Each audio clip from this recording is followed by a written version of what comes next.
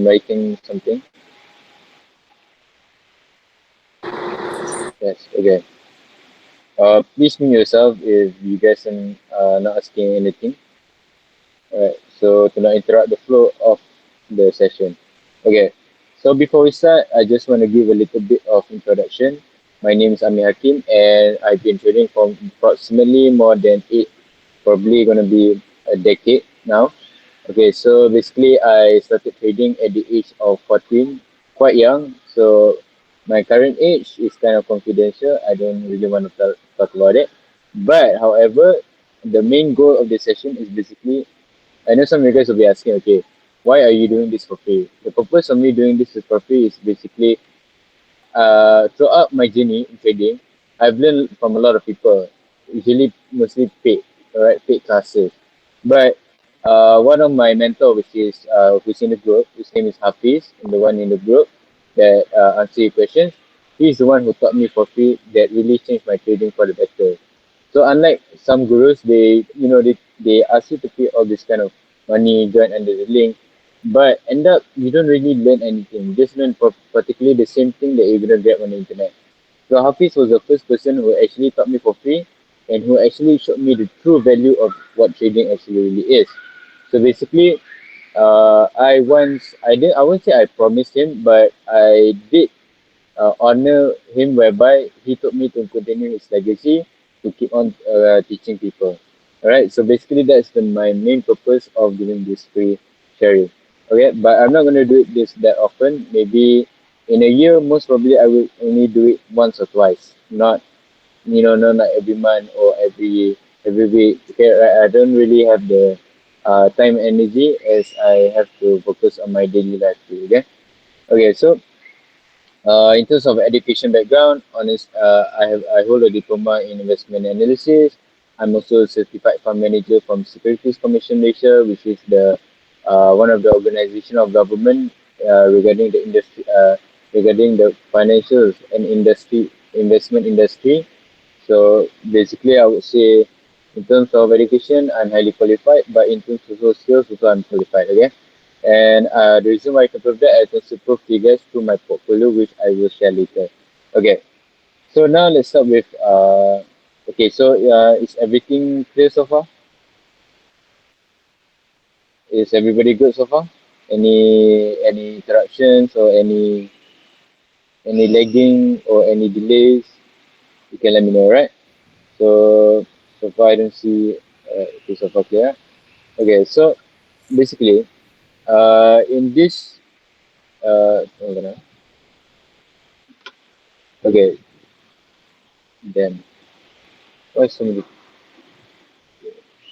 I'm so sorry, guys, but slowly, so many people interrupting because they just joined the session. Hold on, let me admit some of them. Okay. So I know some of you guys come from a background where, yeah, if you guys can record, yeah, you guys can record. I don't know how to record, honestly. Okay.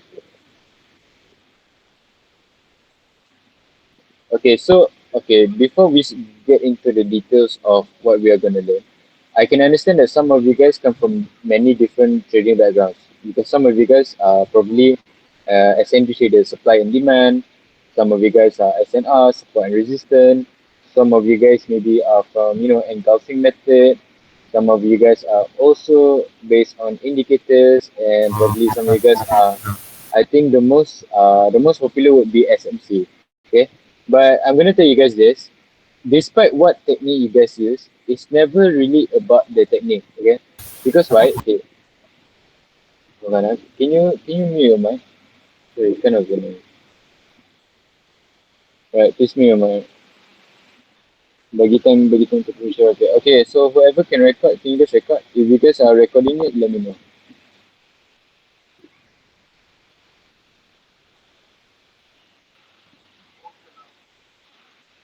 Anybody recording?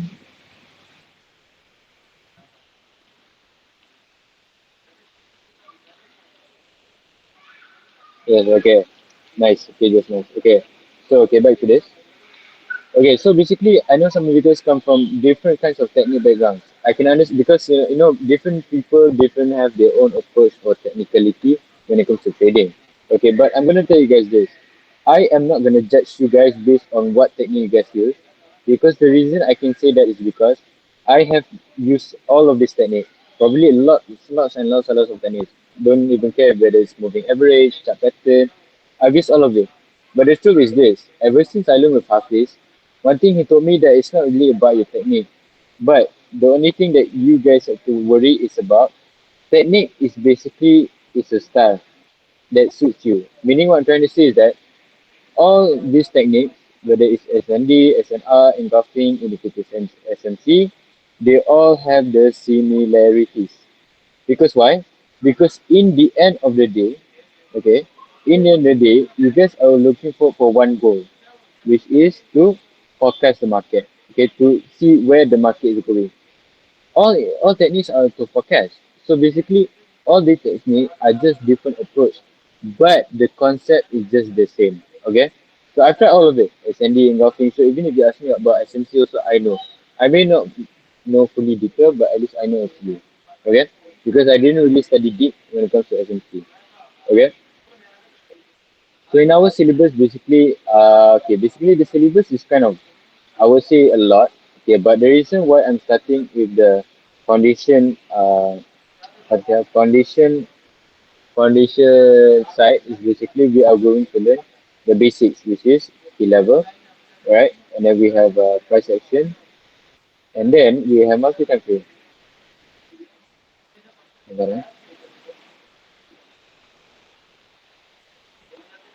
Okay, so basically, these are the main three because these are the main basic. Okay, because why? Okay, the reason why I don't want to go in more further and deeper and deeper and deeper, because if you guys can understand the basic condition of trading, then if you guys were to jump into other things, it's no point because you guys don't even understand the main concept of it. So it's like okay, it's like you want to build a car, but you don't even know how to build the starting part, which is the engine. So that's basically a situation that I'm trying to give. Okay, because like if you can't even overcome the small little things, how are you guys supposed to overcome the more bigger things? So the small things like this really matters. I know, understand. Maybe some you can okay, maybe like level. Okay, I've already learned this. Yes, you guys may already learn this, but maybe some of you still have hard time to identify which time frame you guys want to mark the skill level, which time frame you guys want to mark the price action. Okay, so, but the one goal that I'm looking forward in the learning foundation is one thing, which is simplicity. To make it as simple as possible. Okay. So because why? Because the more simple your trading is, because okay, I'm gonna tell you guys this. Why simplicity? Because the market is already complicated. It's more than complicated because market is made up of human psychology. Okay, it's based on the economics of the world. So basically, it's human psychology. But the price go up, go down is based on our own human behavior. Human behavior is very complicated for you to understand. That's why when we are trading, we always look for simplicity. Okay, that's why there are sometimes why price doesn't go into your direction, why you get to your stop loss, because I say the market is about human psychology. So money moves based on human psychology, alright? The currency. So we don't care whether it's gold, forex, or even anything. Yeah. Okay. So, but however, this key level persuasion multitasking, I'm not. I'm not saying okay. You guys can only apply this in forex. No. Okay. It's not just forex because okay. One thing about me is that I have quite experience when it comes to futures and options, stocks, bonds. Not yet. I haven't really touched that. But you can also apply in other trading instruments. Okay. It's not just mainly forex. Okay. Okay, so now let's talk about the first topic, which is skill level. Basic, okay? Basic enough, okay? So you guys have to understand that skill levels are basically, it's just levels, okay? It's not a place, okay? It's not a place, okay? Whenever I see this level, I'm going to buy. Whenever I see this level, I'm going to sell. No, you guys are not going to 100% sell or buy. Like I say, level. So it's basically for you to monitor. Okay, so there are four types of key level, which is first you have uh you have the resistance, right? You have the support, okay. You have the resistance become support over here. Oh, sorry, you have the support become resistance SBR, and then you have the resistance become support, which is the RBS. Okay, basic. Okay, very basic. Okay, but other than that, there are kinds of key levels that I would take into consideration. What are those key levels? Okay. Okay. So another type of key level that I would reconsider is first is this. Have you guys ever go up to the chart and you guys see something like this? Alright. The form of candle where there is one long candle over here, and then there's like this one tiny hidden candle, and then there's this one another long candle. So this is basically also a key level. Okay. This is what I call a hidden key level. Okay. Why do I call it hidden key level? Because okay, I give you guys an example.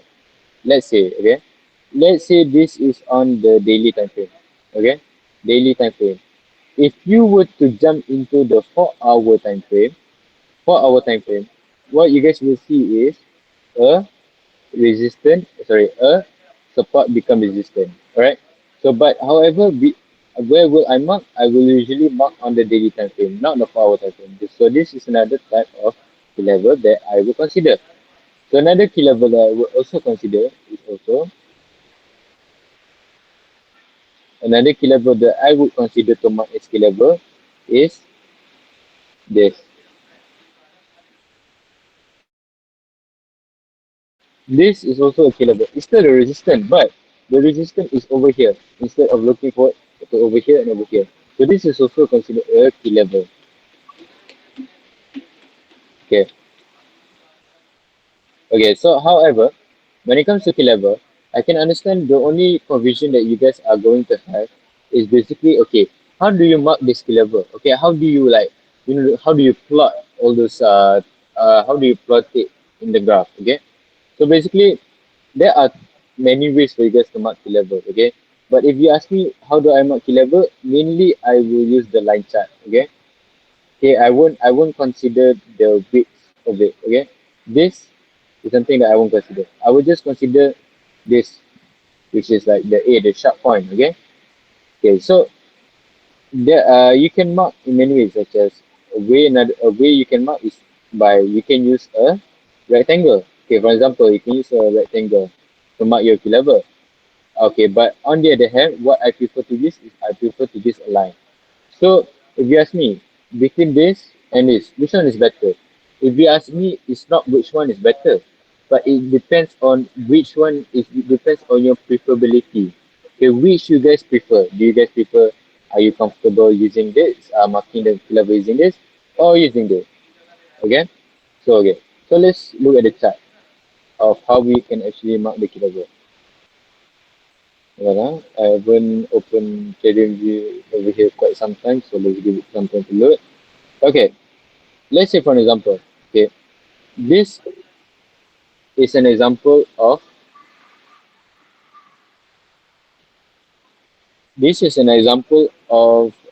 support become resistant. Okay, so over here you have the support, but then price broke, and then you're looking for a sell over here, which is the resistance over here. Okay, so but my prefer because I prefer this way of marking support and resistance. I will mark like this, a rectangle. So whenever price reach up to the zone, this is where I will look for price action, which is the next topic we will discuss later. Okay, that's an example, a simple example. Okay, another example is basically hold on, 2000. Okay, let's go on to the interesting. Okay, so another example is also like this. This is also another support resistance. I will still mark this as key level. But if I were to mark resistance or support, okay, this is how I will mark it. Let's say if I were to mark resistance become support, I will only put a main line over here. You see this? So when price comes up here, this is where I will look for a price action, whether it's going to go down or whether the price is going to continue to go up. Okay? So it doesn't really matter. Like I said, it doesn't really matter how you guys want to mark your key level. It really depends on which one you guys are comfortable with. What's your preference? Okay, there's no specific type. Okay, if you guys use mark this way, you guys will see the market better. No, there's no such thing. Okay, so before we move on to price action, do you guys understand? Is there any things left out, or do you guys need to ask questions? If all clear, then we will proceed. I don't use get level. Honestly, I don't use get level because I don't really find get level whereby I can look it as one level. I don't really apply get level. Okay, everybody clear? Please mute your mic, huh? Unless you have a question, then you can unmute your mic. But usually, I would highly suggest you guys ask questions during our Q&A session later. Okay. Okay. So the next part is we are going to learn about the price action. Yeah, price action. Okay, so basically, okay, price actions are very basic. Yeah. So first, the one that we have is basically rejection. Okay. Another one we have is breakup. Okay. So rejection are basically okay. Rejection usually go like this, whereby price tries to go up over here, but went down and closes over here. So what it's trying to do over here is basically there's a wick, a long wick. There is rejection. But okay, but before you guys really apply rejection, I'm gonna clarify from the start is that rejection is not gonna 100% look like this. Okay. Yes, maybe in my drawing it will look like okay, this is rejection. Yes, but you guys cannot 100% dependently say that that is rejection. Okay, because why? In the market, ayo, because why in the market there is no rejection that will look exactly like what I'm teaching, okay? Because sometimes rejection can look like this, right? This is also a rejection over here. Okay, see, if you guys see, this is a long way over here. See, this is a long way over here. Okay, so this is an example of rejection. Okay, another example of rejection is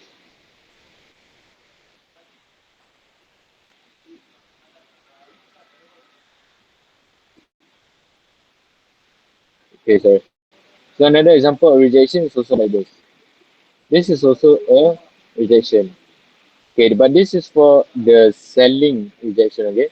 But let's say if you were to look for a buy rejection, the buy rejection that I will be looking for is usually like this. This is also a rejection. So basically, what I'm trying to say is rejection doesn't have to be look like what I'm drawing here. Sometimes rejection can look like this, alright? Sometimes rejection can look like this, okay? So as long as there's a long way, it's still considered as a rejection, okay? Okay, so the second one, hold on, check. Okay, okay, so the second one we have is basically breakout. Okay, break. So we have the breakout cell. Okay, this is for the cell, and then we have the breakout buy over here. Okay, but I don't want you guys to get confused between support become resistant and breakout cell. Okay, because I know it looks similar, but the reason why it's a different term because, like I say, when it comes to key level, it's just a level. Okay, so this is resistance because support, but this is breakout. Okay, so how can you differentiate? How to make the difference of it is basically breakout is something that you will look at mostly at the current market price. Okay, CMT, current market price. Key level is something that you will look at the left, the past, okay, at the left, correct? So breakout is something that you look at the same view. But another way to differentiate breakout and key level is basically you guys will be looking at which time frame. Some time frame you guys will be looking for key level, which is support resistance. But another time frame, what you guys will be looking for is the breakout. Okay, so it's simple: breakout sell and breakout buy. Okay, basically, in simple terms, is basically price make a lower low, and then this one price make a higher high. As simple as that. So usually after a breakout, as usual, you guys will wait for a retracement.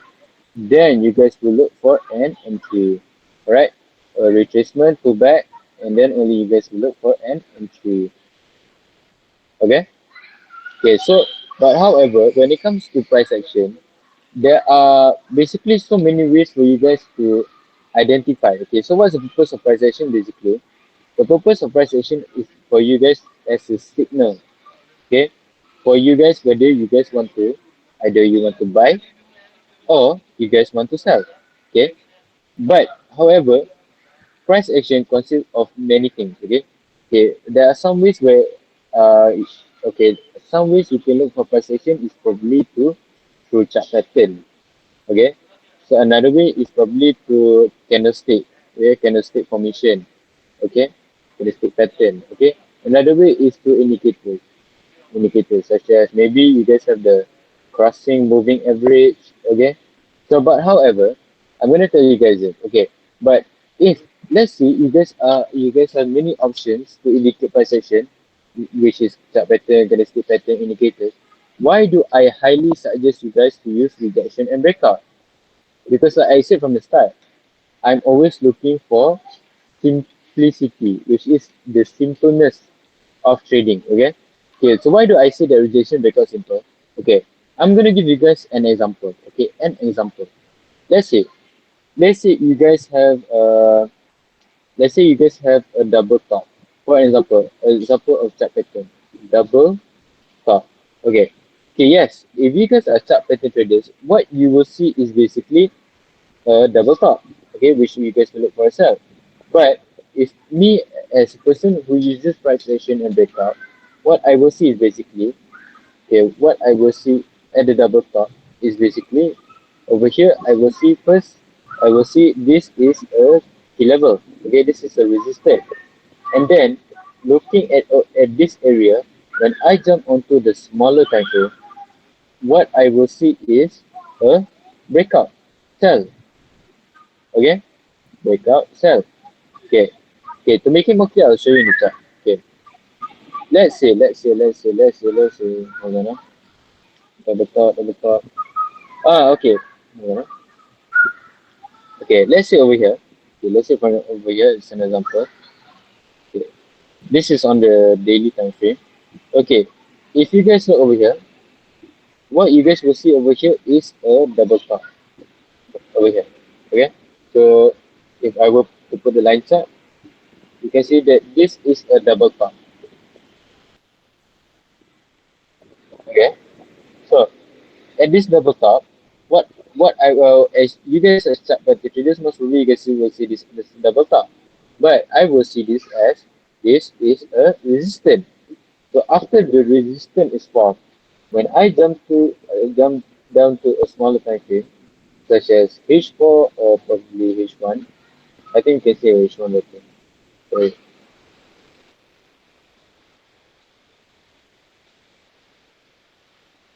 Okay, H1 for example. Yeah, okay, this is the competition. I think you see. Okay. So before the double top was formed, okay, look over here. What you guys will see on the daily time frame is basically a double top, correct?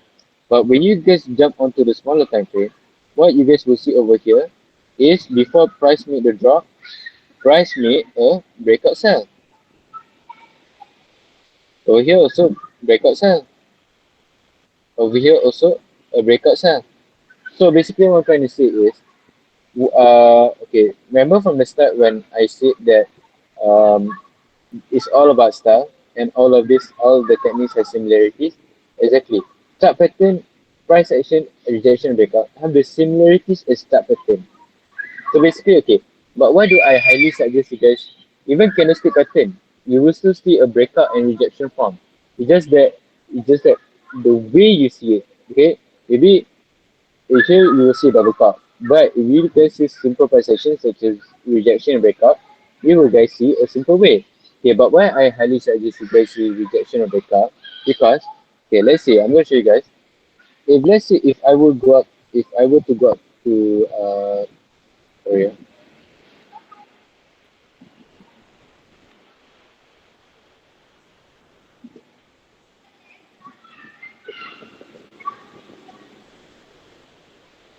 Okay, so let's say if I were to type chart pattern, for example, on the internet, right, this is internet, okay?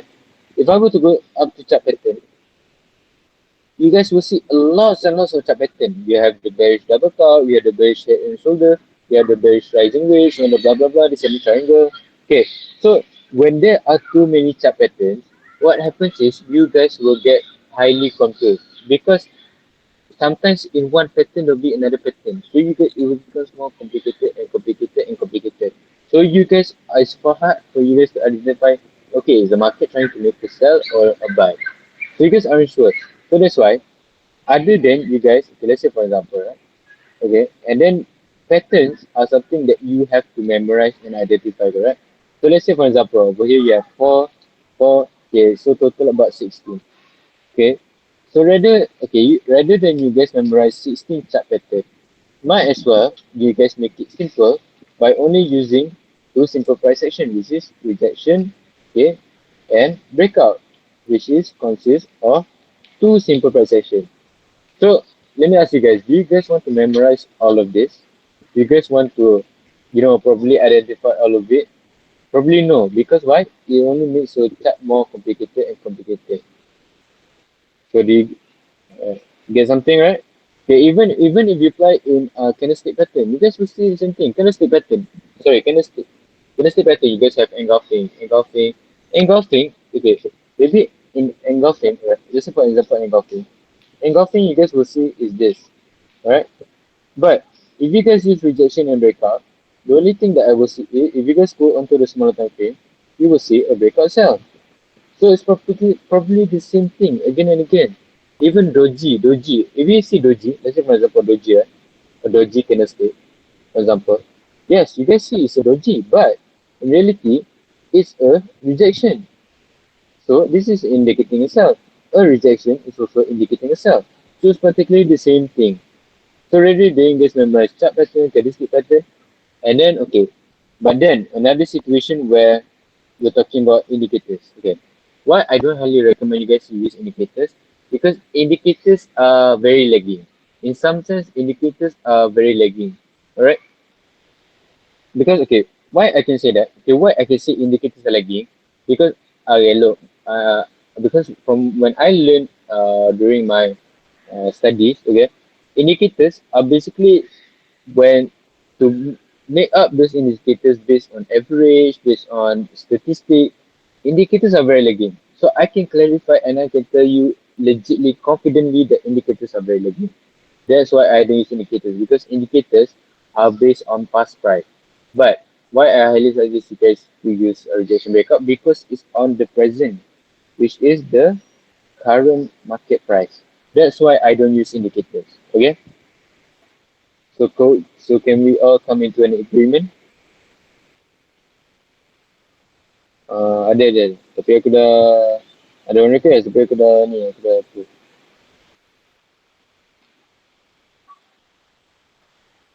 Alright. Kita tak ada. Okay, so do you guys understand so far? Everybody good? Okay, we move forward for the multi-time frame. Yep. Because why I say simple because why I'm okay, I know you guys are like okay, why am I looking for the bias of why I'm so biased when it comes to simple? Because look, life is already complicated. Okay? So okay, let's say I'm gonna tell you guys this, okay? Okay, why I try to make it simple? Let's say if you guys to solve a problem, okay, and you guys have 164 ways to solve it, but you guys want to try one by one until the problem is solved. Or instead, you guys can always analyze first, then identify which solution is the best. Then only maybe out of 164, there will be three solutions for you guys to use. Simple as that. So it's already complicated. Life is already complicated. So why do you want to make your trading more complicated? When you can make it more simple. Because we are humans, okay? Kita hidup ni, okay, Melayu lah, okay? We don't want a very complicated life. Who wants a complicated life? We as humans. Applies the same when it comes to trading. Because we as humans, we are trained. We are born with the mind of making things simple. Because the more complicated it becomes, the more it's hard for us to understand. Same thing. When you guys can go learn, let's say you guys read a book, for example, you guys read a book, right? When you guys read a book, the first introduction is easy. But once you get into deeper, it gets more complicated because there'll be a lot more facts, a lot of theory, so it gets more complicated. So why do you guys want to complicate yourself when you guys can make it simple? Alright? Agree to disagree? If you guys agree, do comment below. Alright, so if you guys agree with what I'm saying, then let's move forward. But if you guys disagree, then let's talk it out. I can help you guys no matter what. Probably it's not HLC or probably not easy. OHLC is very, how to say, it's kind of basic actually. So, yeah, it's just a candlestick formation. So, OHLC is very basic. It's kind of like a beginner's, I'm not judging, just I'm saying that OHLC is like the beginner's starting where you guys have to understand OHLC before you guys actually trade. Because if you guys don't understand how the candlestick closes open, then there's no point of you guys trying to apply technique. Because it's like before technique, OHLC is the main basic. Yes, exactly. OHLC is also RAJ. Yes, that's correct. Yeah, OHLC is just how a high time frame candle forms low time frame. Correct. Okay, so if you understand position, also is the same thing. Yes, particularly the same thing. Can you show a few example of the whole setup step by step later? Yeah, sure. But I have to teach you guys a multi-time frame first because if I simply jump, then I need you guys. I need to filter this one by one. Jazakallah. X2, thanks man. Welcome. Okay, increase audio please. Oh, sorry, it's my voice of Tufa. I think my voice is already new. Okay, yeah, biggest mystery, yes, exactly. Biggest mystery is multi-time. Okay, why is multi-time the biggest mystery? Okay, the reason why it's the biggest mystery because I know some of you guys, when you guys learn, you guys will get confused. The only main thing that you guys will understand is, okay, so there's high time frame, low time frame. So high time frame is for us to look for direction, low time frame is for us to trade. But in high time frame, low time frame, you guys have monthly, weekly, daily, so you guys are confused. Okay, which high time frame should I use? So for the direction, which low time frame should I look for an entry? But you guys have approximately about 10, 12 time frames, but most of us get confused. Honestly, even me. Okay. So any other questions? So we have to keep it simple. Yes. Yep. Okay. So the apa ni Kim kau kena kurangkan sikit. Aku rasa cuba tanya dua orang boleh kecap. Okay. Okay. Let me ask you guys. Can you guys kecap so far? Or am I too fast? I'm very sorry about the voice of the environment because I'm not really in my room or anything. I'm actually outside. So hope you guys can understand. So just naturally you guys can let me know. So can you guys catch up so far? Or am I too fast?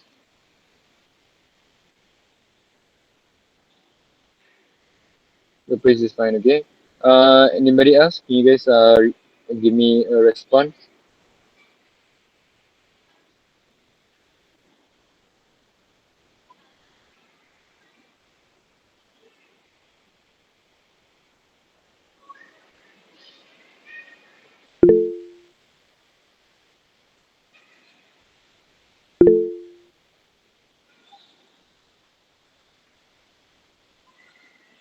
Ya betul, orang Malaysia okay ke?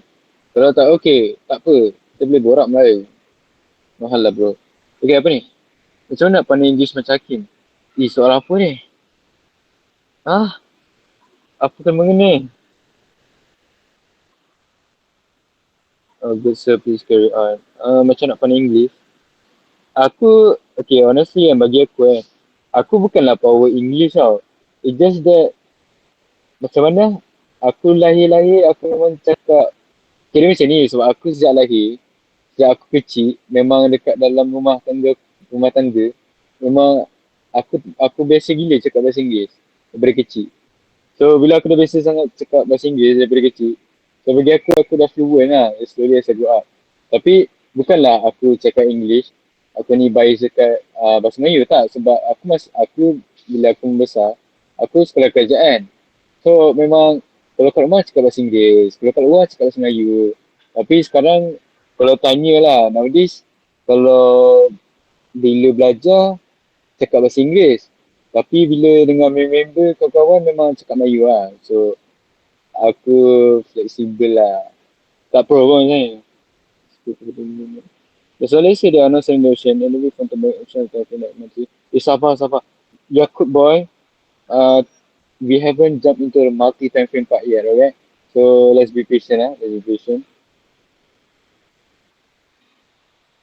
To speak confidently, yeah, betul. Tak, betul sebenarnya. Okay, okay. You guys want to be honest, ah. Okay, okay, this like conversation. I kind of okay. Just a small talk. Honestly, right? If back in the day, okay, if you don't believe me, you can ask Hafiz. Okay, you don't believe me, you can ask Hafiz. The first time when I started teaching, okay, I was very nervous and very how to say, I couldn't even speak properly. Ataupun masa senang kan aku gagap tu boleh cakap dengan orang. Betul, aku macam nak kata introvert tak juga, nak kata nak kata susah nak extrovert tak juga. It's just that bila cakap dengan when talking to a very big crowd, I barely have the confidence last time. My first time teaching. If you don't ask me, you can ask Hafiz. He can tell you everything because he knows me for quite some time. Okay, so he can clarify that back in the day, the way I teach now is not like how I can teach. You know, you betul lah.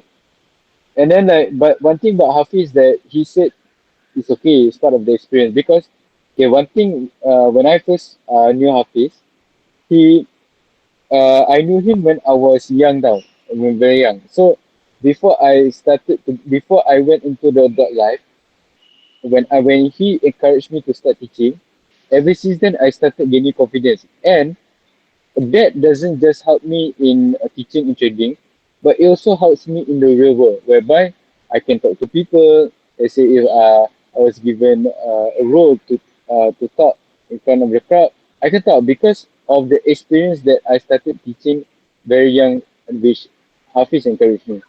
Because if he didn't encourage me, I can guarantee you I cannot talk the way I can talk right now.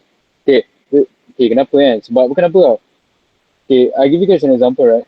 If you guys were to meet me or see me face to face, I can guarantee you, okay, this is my favorite quote. It's not really a quote, but my favorite concept.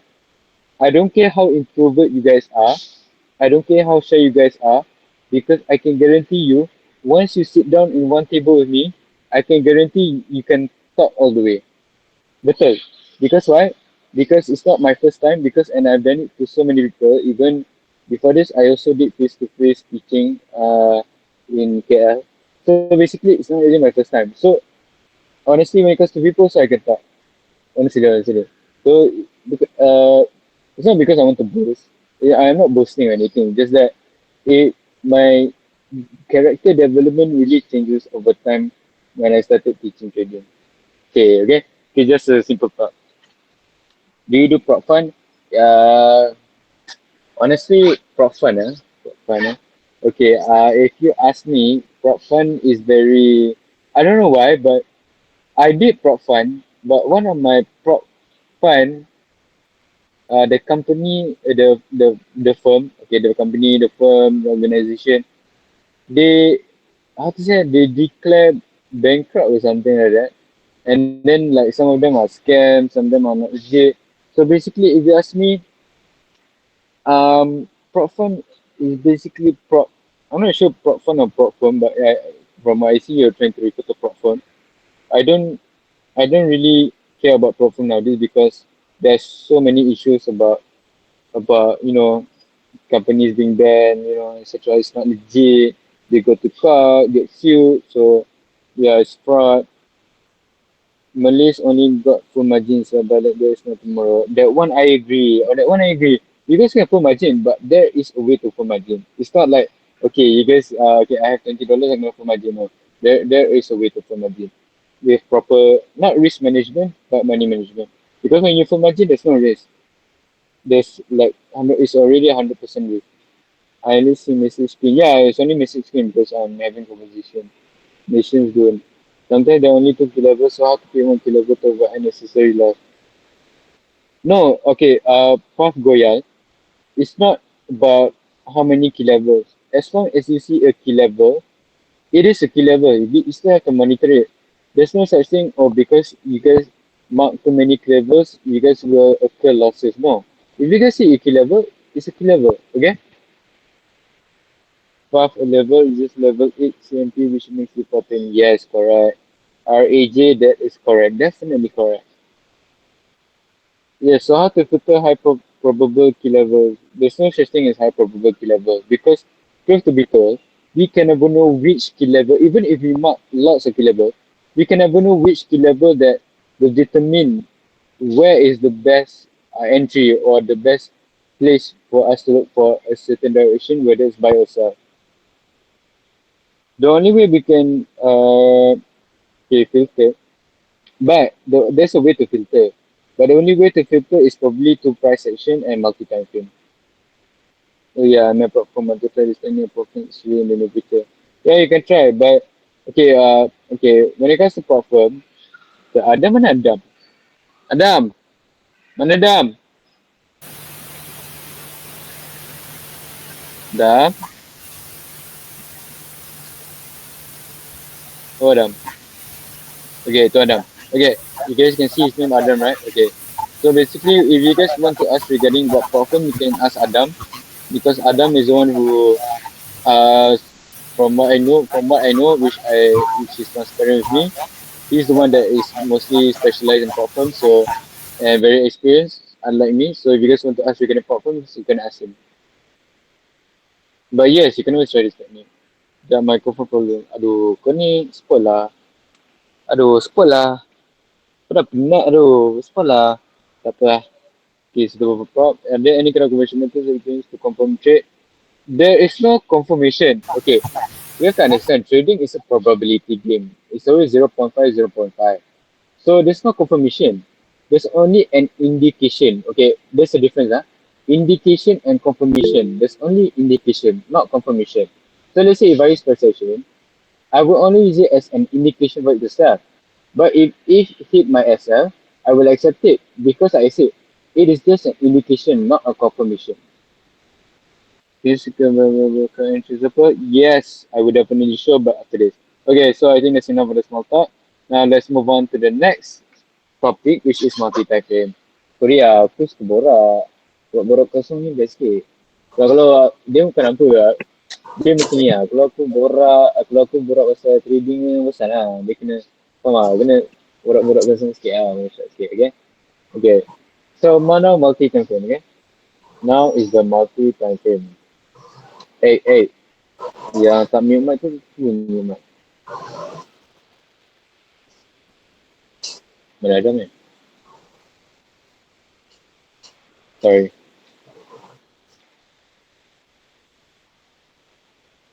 Tak apa, saya presentation dulu nanti sama tak. Tu lah, tak. Aku plan aku nak borak sambil-sambil sebab aku lagi borak tu tak lama. So aku nak pergi makan lagi kan. Sorry lah. Okay, so multi-time frame. Okay, let's keep it professional lah. Okay, so multi-time frame. If you guys were to open, don't care whether it's MT4 or MT5, what you guys will see is monthly, okay? Monthly, weekly, daily, there's for each one, M15, M1, and over here you get some the M30, and then you have the 5 minute time frame. Okay, so why okay during your session during the homework, why I divide it to two is basically I want to make it simple. Okay, why simple? Because so that you guys can determine, okay, let's say if you guys are on a monthly time frame, which time frame are you going to jump next? So that's why I divided into two, because it's more synchronized compared like, okay, if I just say, okay, you guys have to use monthly and then you go to M30 and you go to M1, to me it's illogical, it's unsynchronized because time frame is basically the time difference that makes the difference of trading. Okay, so monthly, okay, this is how it works. Okay,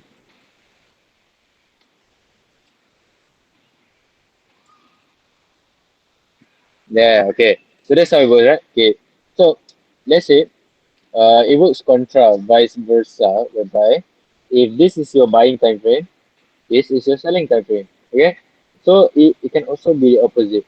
If this is your selling time frame set, This is your buying time frame. This is this one, okay? Hold on, give me a minute.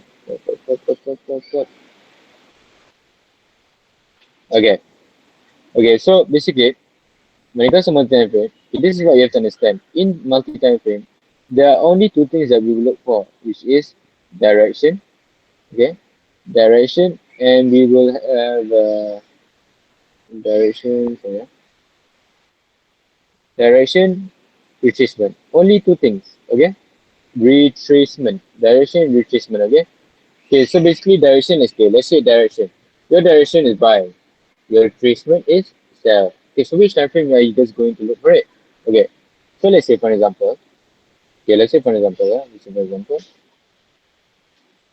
let's say your direction is on the monthly. Okay, what is direction? Direction is breakout. Okay, not to forget. Direction is breakout. Okay, so let's say direction is breakout. Okay, let's say direction is on the monthly. Okay, so your retracement will be on the weekly. But let's say, y- yeah, yeah, yeah, sorry. Okay, so but let's say your direction is on the weekly, your retracement will be on the weekly. Sorry, your retracement will be on the daily. But okay, so it repeats again and again. Okay, direction daily, your retracement will be on the H4. Okay, so what happens is, okay, your retracement will be on H4. So it would probably repeat the same thing again and again. Retracement, and retracement. Okay, and then of course the direction, direction, direction. Okay, so it was until the last and the smallest time frame. More than smaller than M1, we don't talk about it because we are trading. We are not doing high frequency trading. Okay, so okay, so how does it work? Okay, so in a graph, for example. Okay, so let's say your direction is on the daily time frame. Okay, let's say this is a breakout cell, daily cell. Okay, for example. So what you guys will be looking for is your retracement on the H4. Let's say for example, this is support on the H4. So this is your retracement for a buy. But but then okay, this is what happens. Okay, but then before price, okay, before price goes to here, okay, what happens is,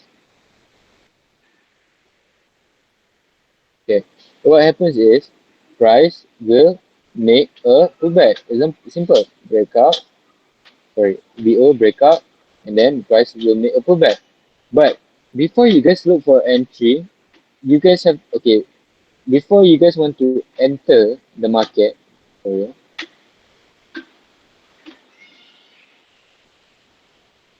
okay, so before you guys want to enter the market over here, what you guys will have to do is that you guys have to jump time frame. Meaning like you guys cannot simply enter, okay, this is the daily breakout, I'm gonna sell. No. You guys have to jump onto the smaller time frame to determine whether the breakout is valid or not. So how do we determine the breakout is valid or not? Valid in the sense where it will go down. Okay, so how do we determine this breakout? So it's a sell. Whereby, simple. Daily, this is where I say when you're selling, when your daily is the selling set of time frame, all of this from daily, monthly, daily over here, this would be your sell. So what happens is that when you guys are looking forward for a sell on the daily, you will go into the same set of time frame which is sell on the H1.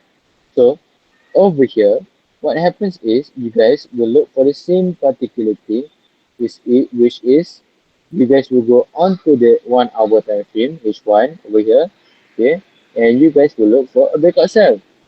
So when price make a breakout sell on the lower time frame, then only you guys will enter, and then after that, price will start to go down until the retracement. So when price reach the retracement, what happens is now you're on the buying time frame, but you cannot 100% buy on the key level H4 because you guys have to go jump onto the lower time frame. So what is the lower time frame? The lower time frame on H4, like I said, if your monthly set is selling, your H4 is on the weekly set, which is buying. So you guys have to jump onto the entity. So when you guys jump onto the entity over here, for example, what you will see over here is you guys will look for a breakout buy. Then only you guys will buy. But if price makes a breakout sell, then you guys will continue to sell, meaning it continues the first direction above here. Understand?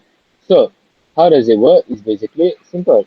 Monthly, daily over here, and these are the arrows. So okay, let's say for example, like I said, and then okay, but then okay, why does after H1 entry, why do I jump onto the entity? Because the entity over here, entity over here, is the retracement for H1. So same thing, it works both time frame. Okay, so like I said, you have two set of time frame. You guys have the selling time frame and the buying time frame. So monthly is a direction, weekly is a retracement. But to determine whether the monthly is on the sell, you guys will jump to daily. If the weekly is on a buy, you guys will jump to H4 to determine whether the price is in the direction or not. So do you guys understand so far?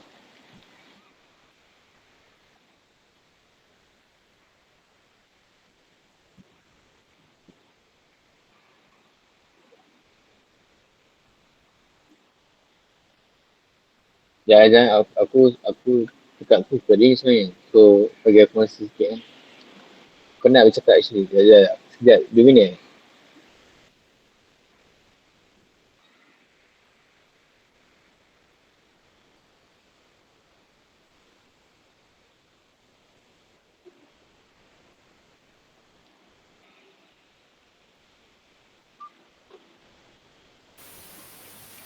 Okay, can you tell why H4 is bearish when daily is bullish? Because a particular time a market can either be bullish versus daily bullish, then shouldn't all the time frame should also be bullish? No. Because why? Okay, because market, okay, to answer your question probably, yeah. Because the truth is market doesn't just work one way. Because price is not just gonna go, okay, it's not gonna go downtrend all the way. It's probably gonna go up and down, up and down. Whereas so it's gonna have the bearish and bullish movement. So it cannot be bullish all the way.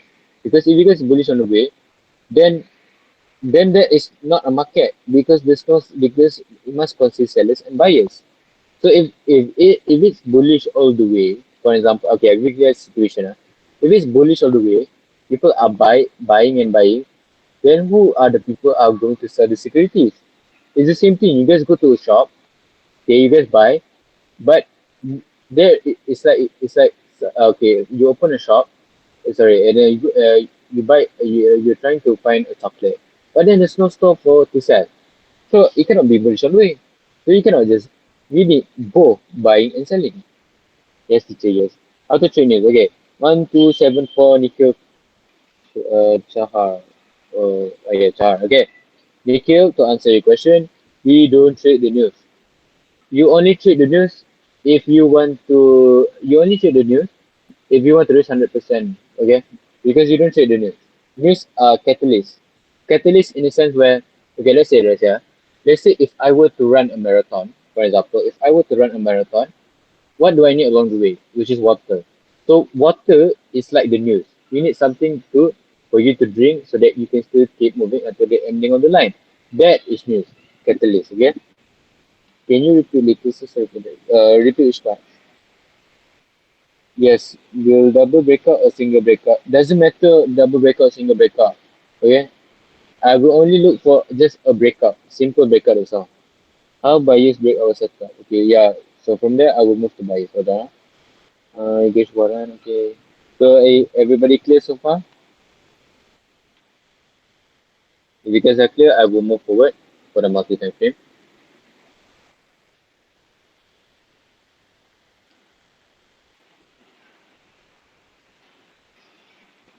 It can be internal breakout or external breakout. Internal breakout, external breakout. Hah? Apa tu? Tak pernah dengar pula. Clear for man. Does the breakout have to be before rejection or lower time frame? No, breakout is usually after rejection. It's not before rejection, it's after rejection. Direction and trend both are same or different. Yeah, so it's same.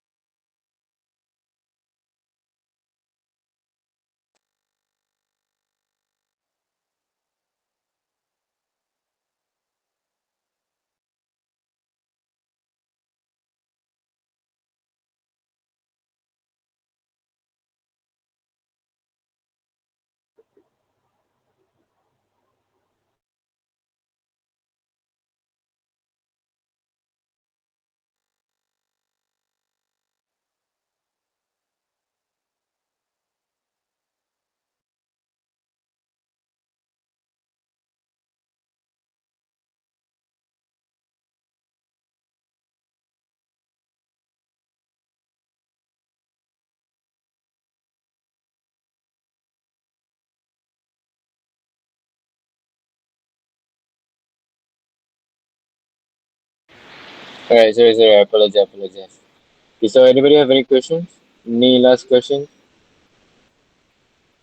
Any questions? Any questions?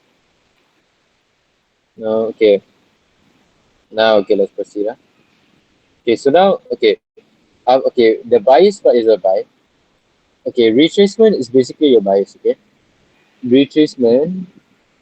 Okay, retracement is your bias. Okay, bias. Okay, what is bias? Bias is something that is you are opposite. Okay, so let's say your mean direction daily is slightly correct. Okay, so let's say for example. Okay. Let's say for example, if you guys were to continue to hold the position. Okay, let's say you guys sell over here. Okay, sell. Okay, so let's say if you guys were to hold the position until maybe what 180 p, so TP below over here. Okay, at this area, this is a TP, right? Okay, so for you guys to determine whether okay, is price gonna still go down? Okay, is where this H4 your retracement, this will be your bias, meaning it will determine. Okay, because if let's say for example, if let me erase it. Okay, so when price reach the bias, which is the retracement, okay, let's say on the entity, if price makes a breakout buy, okay, it shows that there is a bullish momentum. It shows that price is trying to go up. So when price is trying to go up, this is where we will close our sell position because the bullish momentum is coming in. But okay, but doesn't mean 100% entity will make a breakout buy. So what happens there when price reach here, if the entity makes a breakout sell over here, makes a breakout sell, and then in the retrace, then only you guys will continue to sell. Meaning you guys can over here, you guys can re-entry a sell, and you guys can hold the position above here. Understand? So that's basically the purpose of understanding the two-way direction, which is the direction and retracement. So your retracement will be your bias. Okay. So it works on all time frame. Okay. It's the same thing. Okay. Let's say for an example. Yeah. Okay. So let's say for example, let's say you guys have over here. You guys have a weekly. You guys have a weekly support become resistant over here, okay? And then you guys are looking forward for another weekly, which is the support over here. So, but, ayo, pasal tak pandang. Okay, but along, cuma itulah. Sekejap okay, but along the way, what you guys will have is most probably along the way, sekarang, sekejap, sekejap, sekejap, okay, buku baru dah semua. Okay, so, sekejap,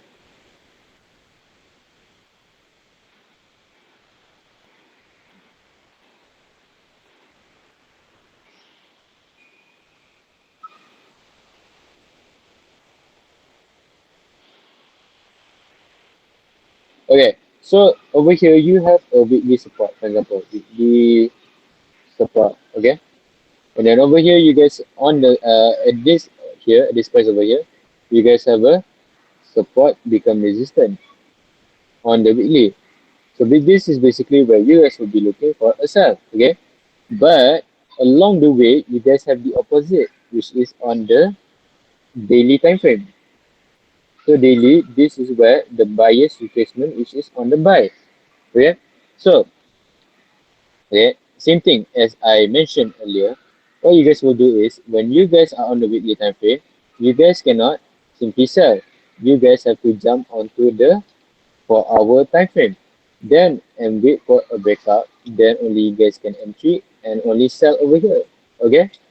Okay, that's what you guys are. But then daily on the other hand, same thing like we applied just now. You guys have to jump onto the H1, whereby where the price is either going to make a breakout buy or is going to make a breakout sell. So if it's like I say, if it makes a breakout sell, then price still has the momentum to go down until the weekly support, from the weekly resistance to the weekly support. But if price makes a breakout buy, then there's a potential price has to go up first. Okay, then only go down. Okay, so then if the price makes a buy, then you just have to wait for here and then just look for a re-entry for a sell, or maybe price will break. Either way, it's contra. But like I say, the purpose of buying is for you guys to determine whether the price, the main direction, sell over here, still has the momentum. Because if the sell cannot break the buy, then you cannot hold the sell.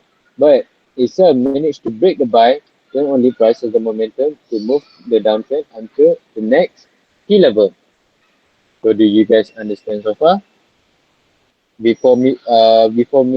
move on to the chart, do you guys understand so far? A little repeat. Okay, so no buys. So basically, it's direction, then two time frame lower for setup, then we look for buys, which is a level that can reverse price after our entire setup. That is correct. Okay, that is correct. That's correct. That's correct. That's correct. Aaron, is it? Okay, that is correct. Because okay, from here, okay, this okay for retracement, okay for the setup, you guys will jump two time frame lower. So monthly, weekly, daily, correct? So from for the retracement, you guys will jump one time frame. Simple as that. Okay. So it was the same. Two time frame, two time frame, jump two time frame, so on, so two, and then retracement is only one, one. Okay.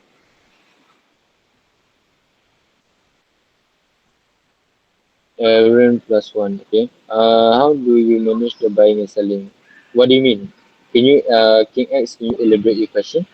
What if there's no pullback after breakout? Okay, so if there's no pullback. If there's no pullback, there's no pullback. Okay? One thing about the market, you cannot expect it to, pull back all the time. There are some breakers they don't pull back. So when price don't pull back, let it be and focus on the buyers. Simple as that. Or focus on the next key level. Yes, yes. Do you hedge? Uh, Hedge. Okay, so a little bit about hedge. Okay, when it comes to hedging, not many brokers actually allow hedging, so I don't really apply it so much. Usually, I will just either buy or sell. I don't buy, sell at the same time. So yeah, I don't really hedge because I did it once, but I was done by a broker, so I don't really do it.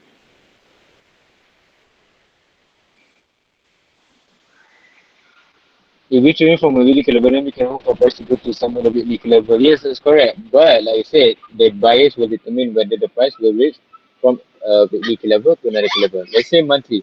Let's say monthly, right? Monthly level, and there's a potential for price to reach to another monthly level. But weekly will determine the buyers, the retracement will determine whether the price will reach to the next monthly level. Sometimes we break out on low time frame, but it's also and go against. So if it goes against, it goes against, right? Because there is no perfect entry. Meaning what I'm trying to say, like I said, breakout, rejection, or even any price action is just an indication, not a confirmation. If it hits your SL, you just have to accept it and move on to another setup. As simple as that. If the external area for multiple time frame are close to each other, I don't understand. Okay, what's your winner like and how much minimum RR do you catch or aim for? Uh, for Hafiz, tolong jawab. Dia tanya, what's your win rate like and how much minimum RR do you catch or aim for? Berapa yang win rate? Sekejap, aku lupa sebenarnya. Sekejap. Apa yang win rate kita? Win rate Like the setup and buyers close to each other. Okay. If it's close to each other, then my suggestion is best if it's close to each other, then you guys have to take it the risk because you cannot stop it. Okay. If it's like okay, it depends on the market situation. But if the buyers and key level are close, what I will do is basically I will just focus on the main direction. But if price out of blue respect the buyers, then I will focus on the buyers. But if it's close, just take close. Meaning what I'm trying to say, if let's say you only sell for what 10 pips, just take the 10 pips. Simple as that. Hakim boleh Right, dengar any tak? question? Dengar Hello, lah, hello. dengar dengar dengar. Yeah. Okay. No, I want to answer. Someone asked, what's your win rate or RR can be determined. It is not actually determined by you. It is determined by the setup. Like, what's the setup you actually prefer? Are you referring to a higher time frame setup or lower time frame setup? From there, you can actually how you determine your win rate and also your RR. Exactly, that's correct. Hafiz said up to 100% can be achieved, but based on how you manage the trade. Yeah, I agree. It's actually how you manage the trade. Because okay, I cannot say that okay this technique as this win rate, this technique as win rate. The win rate is not determined by the technique or the kind of approach or the strategy you guys use. The win rate is depends on you yourself how you manage your trade actually. Because okay, let's say you guys okay you guys understand this technique, but you guys don't know how to determine what kind of glasses you guys should use. Your win rate is still probably low. You understand what I mean? 200% visibility sell daily biases for setup. The daily buy wave them look for continuation sound which was setup around 10%. VS, that is definitely correct. If weekly sell, daily your bias buy is for the setup. So there was a video I post on TikTok with a loose rate on 90% but still profitable. Yes, betul. Betul, aku setuju. Sebab bukan apa, dia bukan pasal betapa hebatnya kita punya teknik. Tapi betapa hebatnya kita untuk mengawal kita punya trading. Sebab ada orang mungkin teknik dia hebat. Tapi dia tak reti mengawal emosi dia. Dia tak reti kawal dia punya risk management. Kelawar kan? Sama je. Win rate has nothing Yes. Win rate has nothing to do with knowledge. It's how you truly understand the market and how is your edge during managing the trade. Yeah, that's correct. Because some people, right, even if you like say you guys can sell, you guys can hold a position for 80, 100 pips. Even if you guys hold for 80, 100 pips, but you guys don't know how to take profit, your win rate is still low. Even if there's a lot of ways to I can give a situation. But what I'm trying to say is it's not the the win rate doesn't depend on the knowledge or the technique, but it depends on you yourself actually. Because you're the one who are doing the tacticality, you're the one who are doing the operation of the trading. You can learn lots of techniques, but your win rate is still low. So yeah, either way.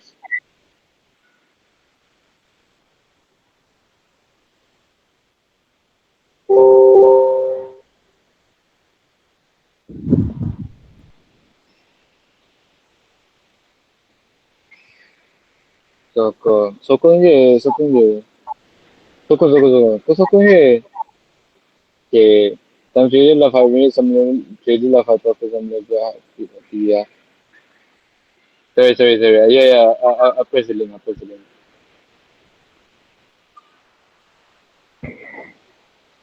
Hold on, let me see. Sabar, Wilson. Yeah, so apa question lah? Oh, buy sell. Okay. So basically, from what I see over here, your H1 is basically you focus on the sell. Eh, ah, ni buy ke sell dah? Ni it is actually near to the H1 key level. I mean H1 key level, so it will be a sell, right? And you will Uh, monitor M15 price yeah. action to reach Uh, M30 bias. so it really depends. where the current market price is. If let's say, okay, yeah, tak boleh draw. Okay, I boleh draw. Okay, okay. So if price, okay, let's say right now, okay, looking at this picture, now the current market price is over here, right? So what I will focus mostly most times price are already reaching here, so I will focus on the sell. But if price starts to reach here, but let's say price comes back here, then I will focus on the buy, and then my TP will be over here. As simple as that. Does that answer your question?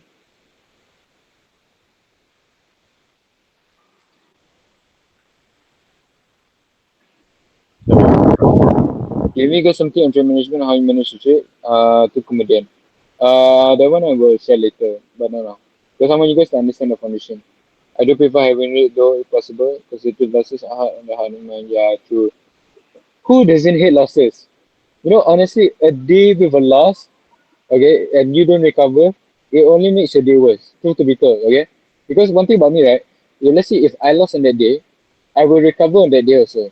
But let's say if I try to recover, but I fail to recover, then I'm done. That's it for the week. Truth to be told, because honestly, the biggest fear for traders is loss. Okay, it's loss. Anything loss because like okay, because why? Because like, even if you do business, let's say in your quarter financial statement is in a negative, it really disrupts your mind a lot.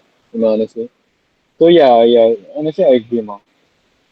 Can you show your recent setup situ? Oh, aku tak trade lagi sebenarnya.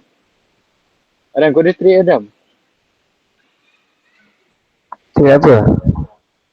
Trade apa-apa lah. Aku dah lama tak trade sebenarnya. Trade. I'm in GJ. Yeah. Adam, alang-alang aku kat sini kan. Kau busy tak? Boleh tak kalau kau share chat? Aku kat phone tu. Bukan je Sekejap phone. aku buka ni.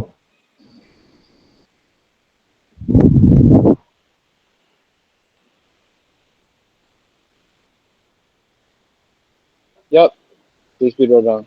Usually when you have very small stop loss, usually you guys will use the small attack.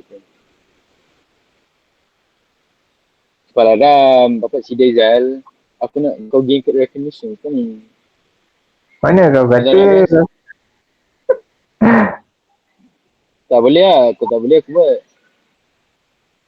Aku tengah buka dekat PC ni. Okay, okay. So now we will look at the chart. Okay, since there are no more questions, we will look at the chart. Adam will show you guys on the chart. Nama Adam. Aku nak di tandas kan. Aku nak join. MP4 kenapa tak boleh buka dekat PC? Mana aku tahu tu. Laptop kau laptop aku tu. Macam aku dekat kau sini. Because I haven't updated my MP4 in PC. Tak tahu lah. Buka trading view. Trading view. Dah buka trading view. Okay, ni view tak Dekat ni. biasa. Mana-mana lah. Website ke. Aku stop share screen. Kalau dah guys. Give Adam some time. He will show you guys the chart. HFT 10k 1 million every 6 months multiple times. Ya, correct. Ada. Aku ada je member yang cakap bahasa sikit. I have a friend who actually between me and he can when it comes to managing trades he's better lah. Because me sometimes emotionally unstable, so yeah, that's why he can make a lot of money. Because honestly, the best traders, okay, if you guys want the reality, I'm gonna give you guys the reality. Yeah. It is even in investment banks or any corporation. Okay, when it comes to investment, right? Okay, when it comes to investment, let's say don't care whether it's forex, stocks or bond. You guys want to know why they all these funds are making money? The reason why they are making money because and they are the most low profile person. Okay, why do I say that? Because they don't entertain, they don't really hype about it, right? They say if they make a profit, they are very silent. If they are losing, they are very silent because they are. I say when it comes to socially, they are very the most low-key people because they are the most they are like the back office of investment, right? Or investment or trading. Because why? Because they make the most money because they can manage properly. The way they manage it is basically they don't talk about it. truth to be told, right, if I go up to any occasion, family gathering, I'm not gonna talk about trading. I'm not gonna talk about my portfolio because, like I said, I want an edge in trading. Is basically the best is to keep it low profile as possible, so I don't talk about it. So it's like only between me and me because by then, because if you guys like okay, if you guys talk about trading to other people, some other people they will have their own opinions. They say, okay, I think the stock is gonna go up, gonna go down. So then you guys will start to follow FOMO, okay, and etc. So it's best to keep it personal as possible. Because even in, like I say, even in organization, investment banks, corporation, they don't talk about it to other people. So yeah, trading is kind of personal actually. Mama, kata you kena, just have some. Yep. Kenapa? Yeah, Mohel, you can close your camera.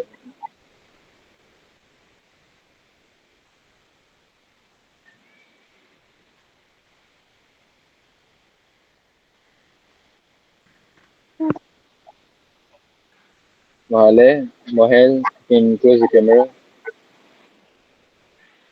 You don't really need to see your face here. Adam, cepat Adam. Bapak sidai Zal. Ya, doh What is aku cakap. HFT? HFT is high frequency trading. High frequency trading basically, okay, high frequency is basically something that you guys buy and sell at a very fast pace. And when I mean fast pace, I'm not talking about 1 minute. I'm talking about seconds, milliseconds. Alright. So HFT is basically you guys are gonna use the tick. So let's say you guys are on the side you guys have 1 minute, right? You guys will go into the smaller timing, which is the second, the millisecond.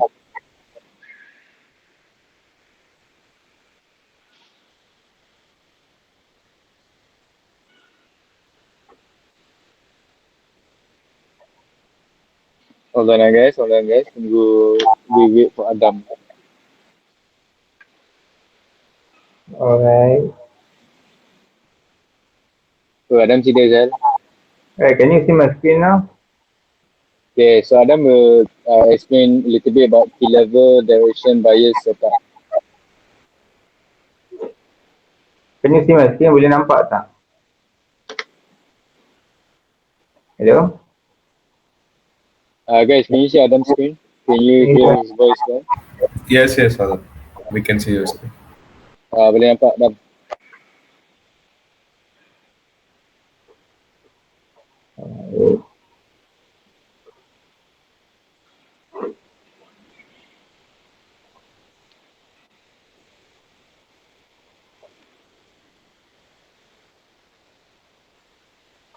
Alright, sekejap. Mana question tu tadi?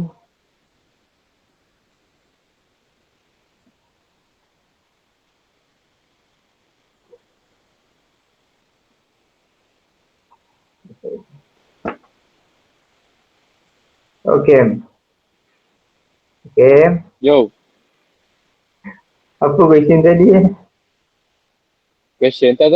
Explain ni. Explain cara nak ni kan. Oh, okay, okay. Detect key level semua tu. Ajar macam biasa. Bukan soalan. Ni bukan Q&A.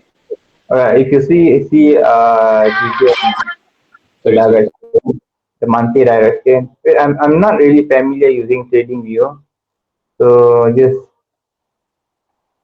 bear with me.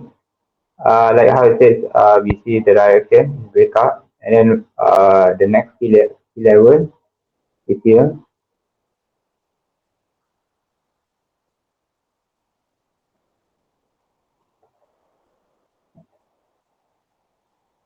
If you go to weekly, you can see a clear breakout, same breakout, right?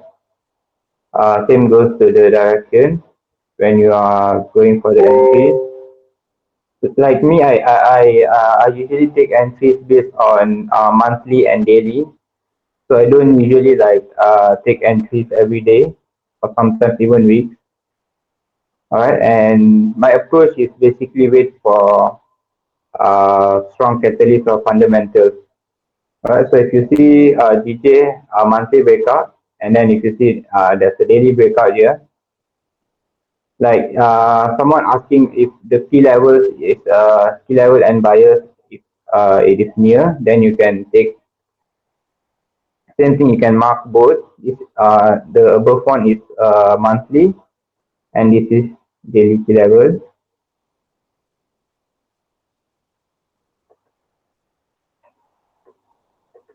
All right.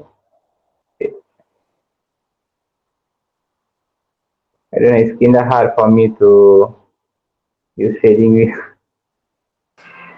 All right. Your magnet is on. Sorry. The magnet tool is on. Oh, okay. Magnet. Okay. Now is it okay now? All right. So same goes to the our bias will be H4 and I took entry here. I've entered here actually somewhere around here. On yeah, this was my zone. I've entered here, looking at the H1 breakout, and it has also break H4 bias. So it is I can say it is safe to hold your buys. All right, until which key level I will be monitoring here. This key level, the nearest one. So if we look to the left, there is no other key level unless there is there annotation? Yeah. Boleh on annotation tak? Okay. Benda? Annotation Hah? It's a boleh page. on annotation tak?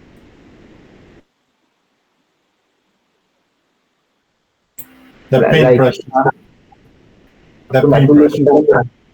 Oh, the paintbrush. Oh, okay. Okay, if let's say there is much of a distance here, right? So if let's say, of course, we can't expect price to just break out and continue breakout, all right? So what we can expect, it can stop at one region, maybe somewhere here, and it creates a new price action. So there is a possibility for it to create a new price action or key level to retrace Sekejap back. lah, pergi tanda start tau. Kalau apa-apa, ni lah, telegram aku. Alright, kau nak live kan? Okay, Bapak Siddiq. Alright, so that's how my point of view. So it can, even though the monthly key level is here, but you have to bear in mind it is not necessary it will reach monthly key level just to change the direction. It can create a new price action somewhere here and then can retrace back to here or even here and then continue the direction. Alright, so this is how we adapt to market changes and direction. So do you understand about it? How do you refine the levels of H4? Like there are many levels at left on CMP. Okay, how do I refine? I refine from my zone. Like this is, do you see the blue line here? This is from monthly, and the blue line below this is daily, right? So how do I refine? This is yeah H4 level. So can you see this is a H4 breakout? It actually happens during after it enters the zone. This is monthly and daily zone, and it creates a breakout here. And then you can see H1 also did the same breakout. This is how I refine. So you can monitor here, and then this level, Okay, thank you. yeah. I usually because the lower time frame you go and you refine much more because my actually I usually swing trade, so my IR is basically more than I take like 1 to 5, 1 to 6. All right, so the placement of stops is very once you refine the lowest I suggest you to refine is H1 because the more lower time frame you will go below H1, you will it will confuse you because you will be seeing a lot of noises there.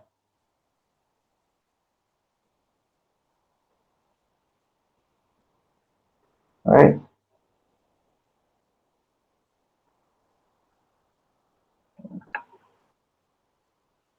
Let me share me here. Yeah, I will talk about prop trading. Uh,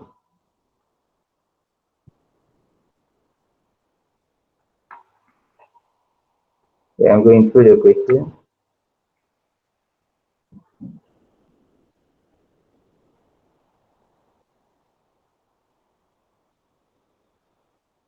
Oh, Mahala Michael, I think you forgot to turn off your camera.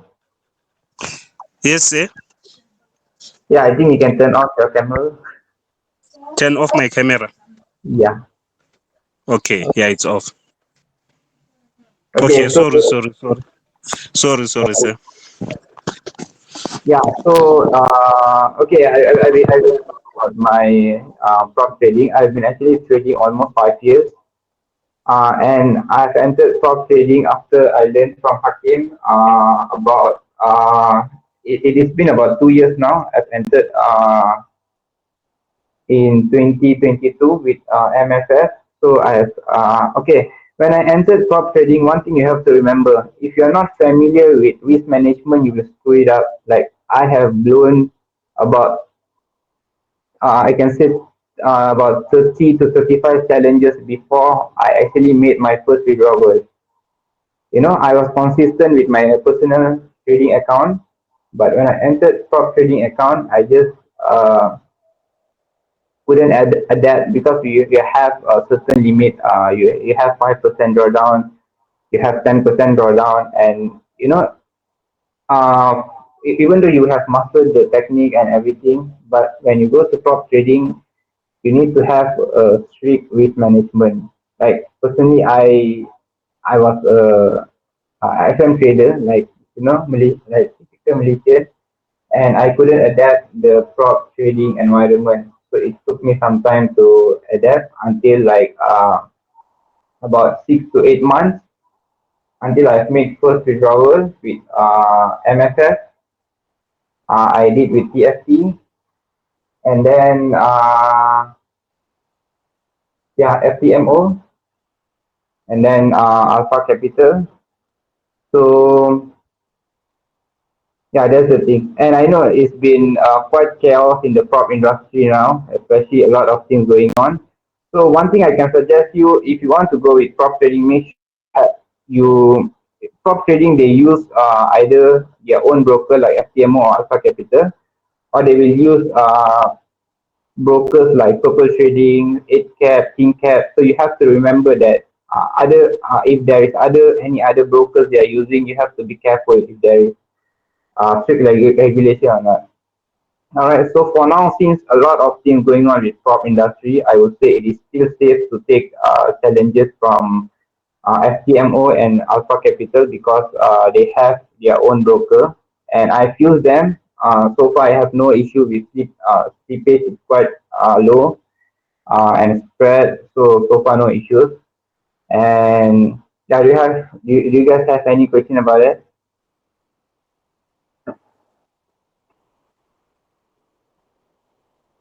Or am I going too fast?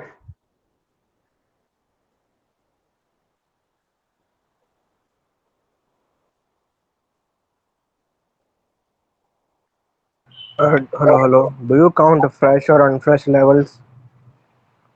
Sorry. Do you take in accounting of fresh and unfresh levels? Yes, I do count that. Yes, it actually doesn't matter. Even though it is unfresh level, it can still react. But personally, I don't trade if there is the level isn't fresh because most of the time it doesn't like go far. The setup won't go far. So for me, I usually avoid taking unfresh level. Yeah.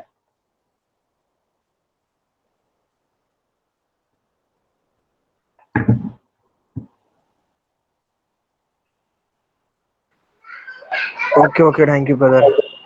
Yeah, I have IG channel, IG, my IG. So yeah, I've highlighted a lot of setup. I have shared about problem a bit there, but I'm silent now, so I don't post much. So you can go and refer there. It is. My IG name is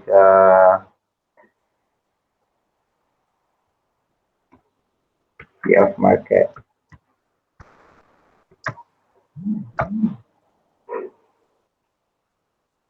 Alright.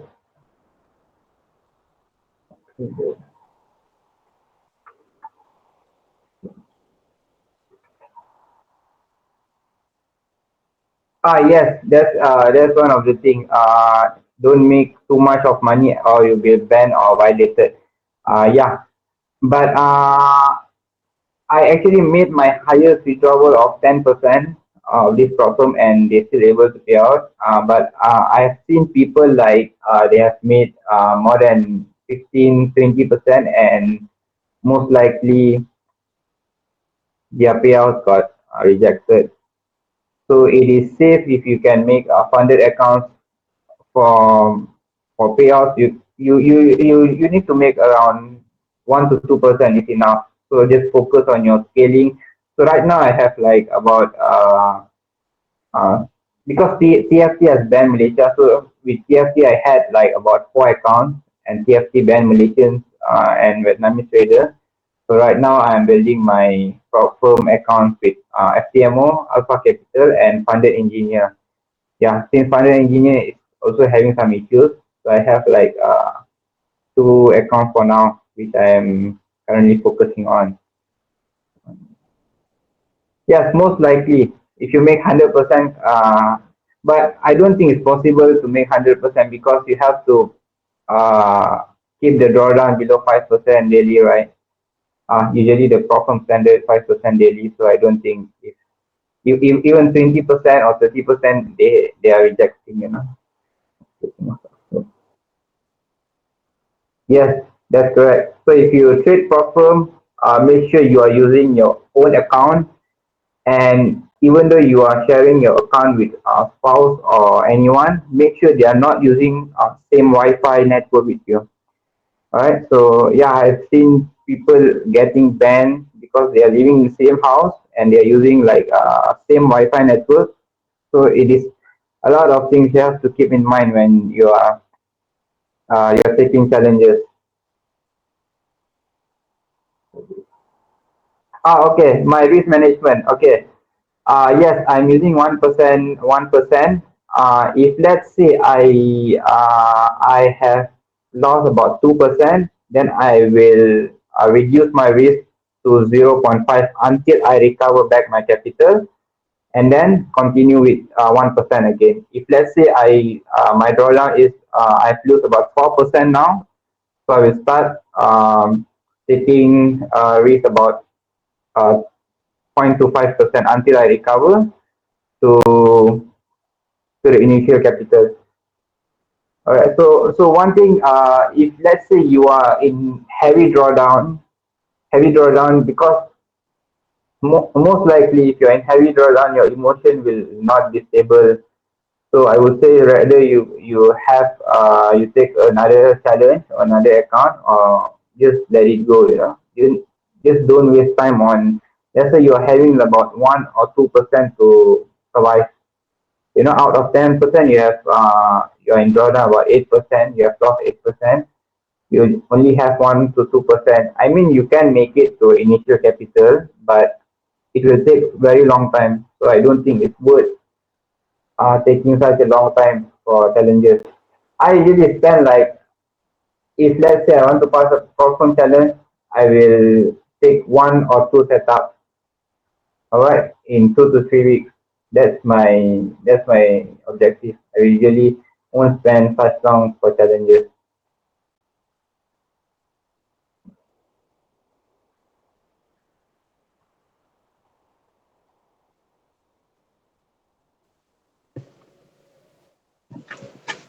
Yes, that's correct. Prop owners admit they make money over losing traders. Yeah, that's true. If you see TFT, why they have banned Malaysian and Vietnamese traders, because their payout ratio is higher than their challenges purchase, compared to if you see US traders, they purchase more challenges than their payout ratio. So that's why they are still haven't banned Western countries compared to us. So that's the reality of problem lah.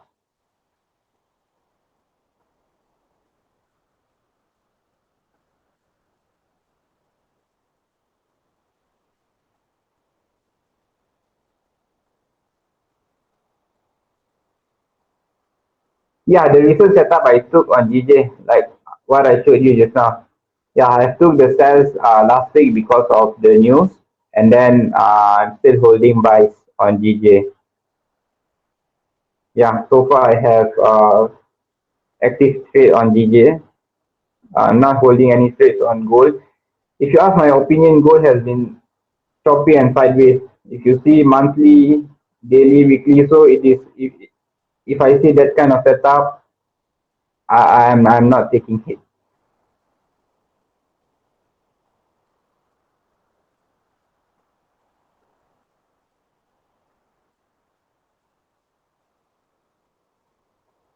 Yes, 2 to 3% enough because if you see most of the problem challenges, you have the option if you make 10% in I think it's I think it's 12% with FTMO.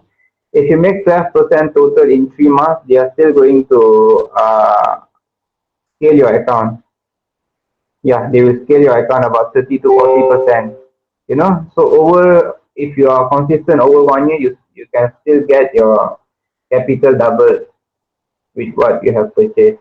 Right. So I think that's right. I used to focus making 10 to 20%, but it is not possible if you're going for long run. You know, you need more setups to because I've discovered myself I'm not the person that good at scalping.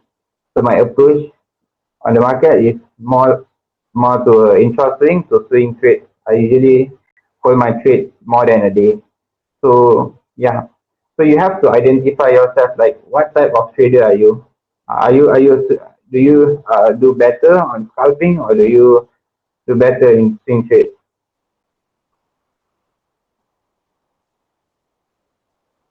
Yes, betul. Aku dalam grup Alif ni tau, Alif Rizwan. Memang memang hari-hari ada orang komplain lah. Pihak deny tu.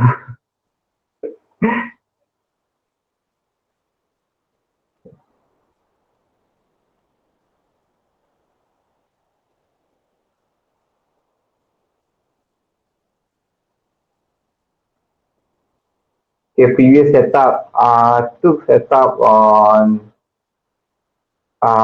EA.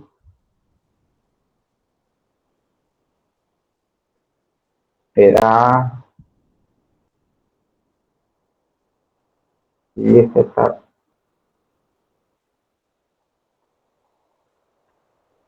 How to actually erase the where is the eraser? Kat mana eraser? Oh yeah, tak pandai guna trading. You know, that's my weakness. I'm not good at trading view.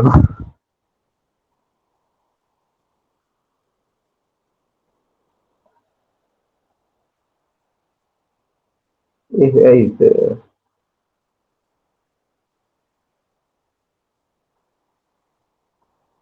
guys, can you guys tell me where is the eraser? Yes, brother. To remove drawings, you just right click and Oh, guna bin. Okay, Just oh press bin. die, Just press bin. or one more thing you can do is just press the right click and remove all drawings. It will remove every draw. Right click. Oh, okay, remove.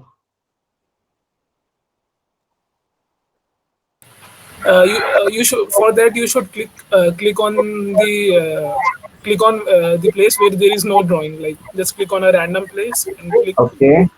Oh, remove that. remove drawing. Oh, okay, thank Yeah. you very much. Okay, so I took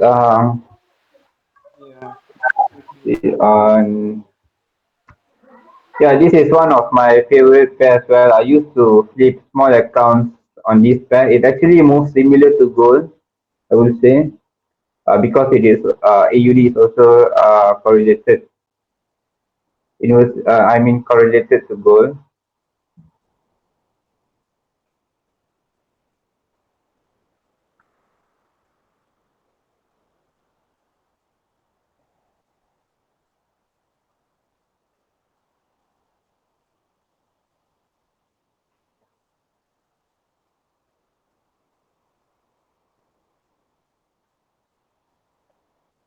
Yeah, this was my previous setup based on monthly.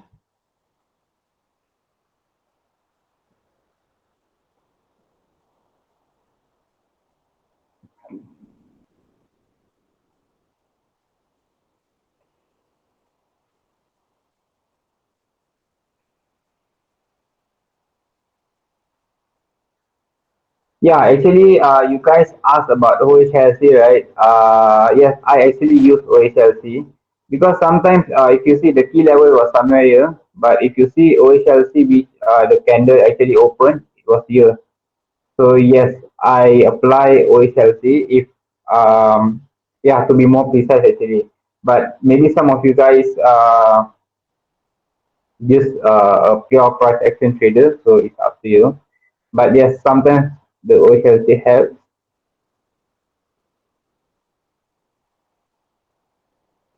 Daily, yeah, I took the trade somewhere here. Based on I think it was M15.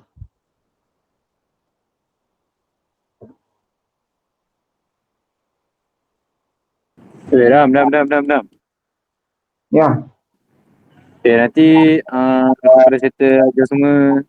Nanti kalau apa ending tu kerja aku lah. Okay, okay. Okay. Aku nak pergi makan sat tau. Alright.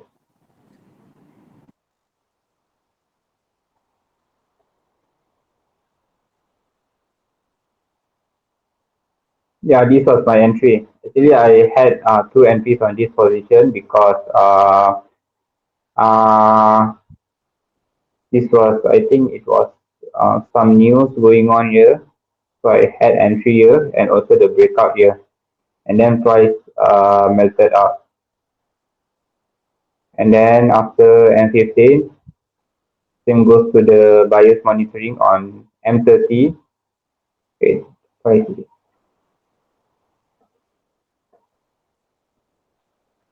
Yeah, if let's say you guys see sideways like this, usually I actually use fundamentals to hold my trade. So if let's say if you guys see sideways like this, I know some of you guys might be emotion to cut the trade.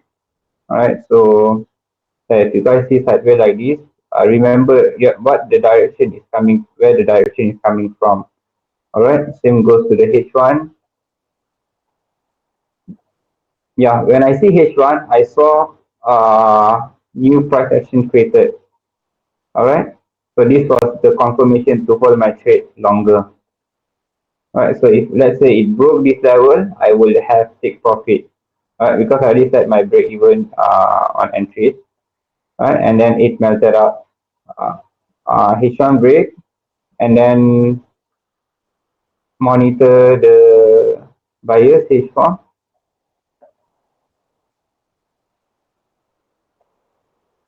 Yeah, monitor the buyers. It break and then it pull back nicely here. Right, and then it keep melted out until at this level. So I actually closed my trade around, I think it was here, somewhere around here. Yeah, somewhere around here, I actually closed my trade. And then after that, it actually, same goes to the, if you want to take buys, so here is the key level for H4. Yeah, you can mark either zone, or if you want to mark line chart, it is up to you. You can mark as a zone, you want to mark as line chart, up to you. Alright, H4, set up M13.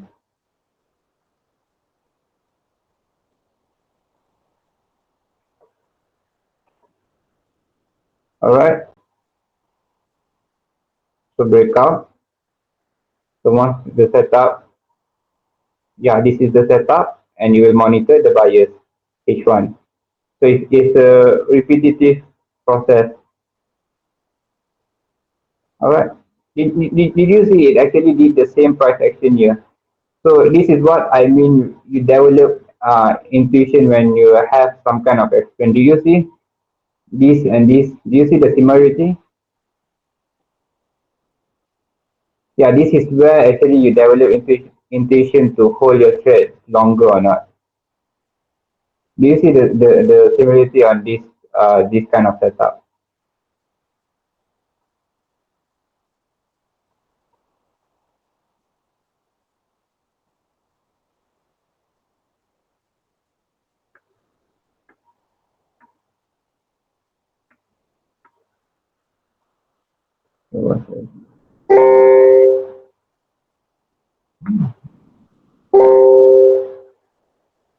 All right, so that was my previous setup. Yeah, I have also scalped goals based on news and smaller time frame. So yeah, that was my few setup I've took for this year.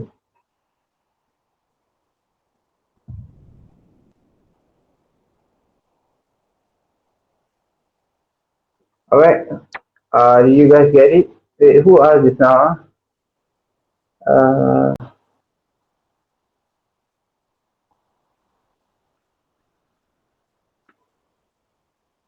oh, Sam my UK friend make more than 100% a month and get withdrawal from FCMO. Are you sure about that? Because I've if I've never seen the leaderboard like someone who flipped that much.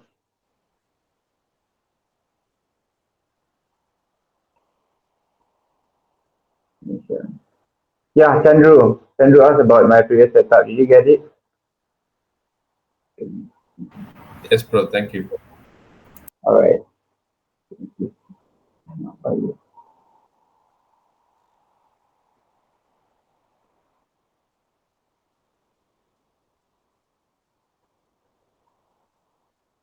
What do you mean? How do I mark bias the last point or immediate?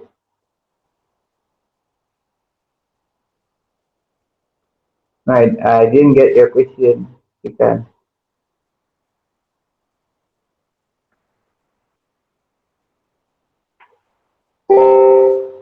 The setup H1.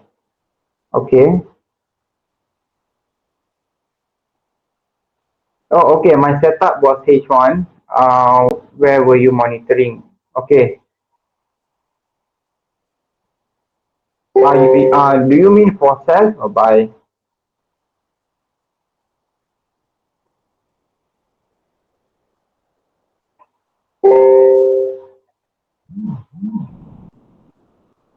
Yeah, I mean, do you mean for sell buyers or buy buyers?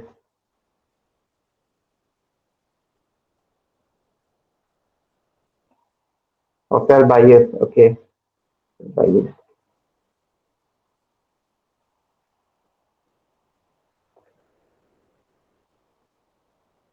Okay, this was set up from monthly and daily. So my buyers was H4.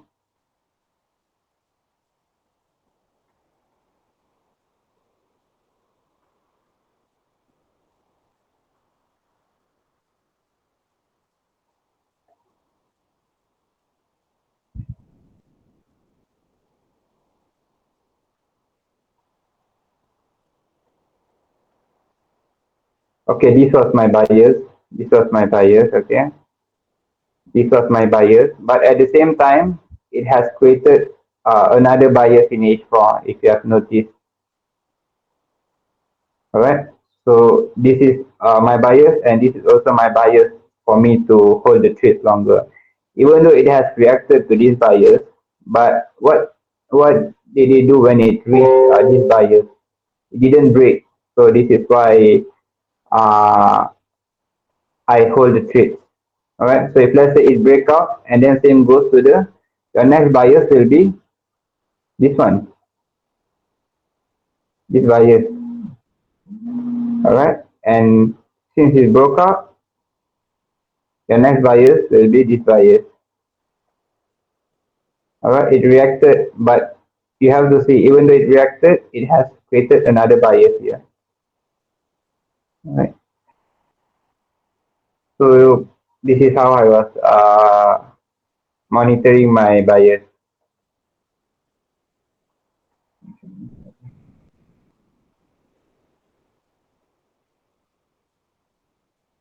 Yes, I'm not using the SOP very much because I understand candlestick formation. I understand the volume of the candlestick. So once you understand all this, including fundamental, yeah, you you actually will know where the price will be heading with this kind of setup.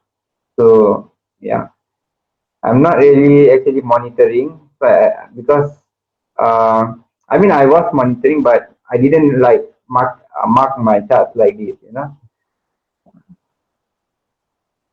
Okay.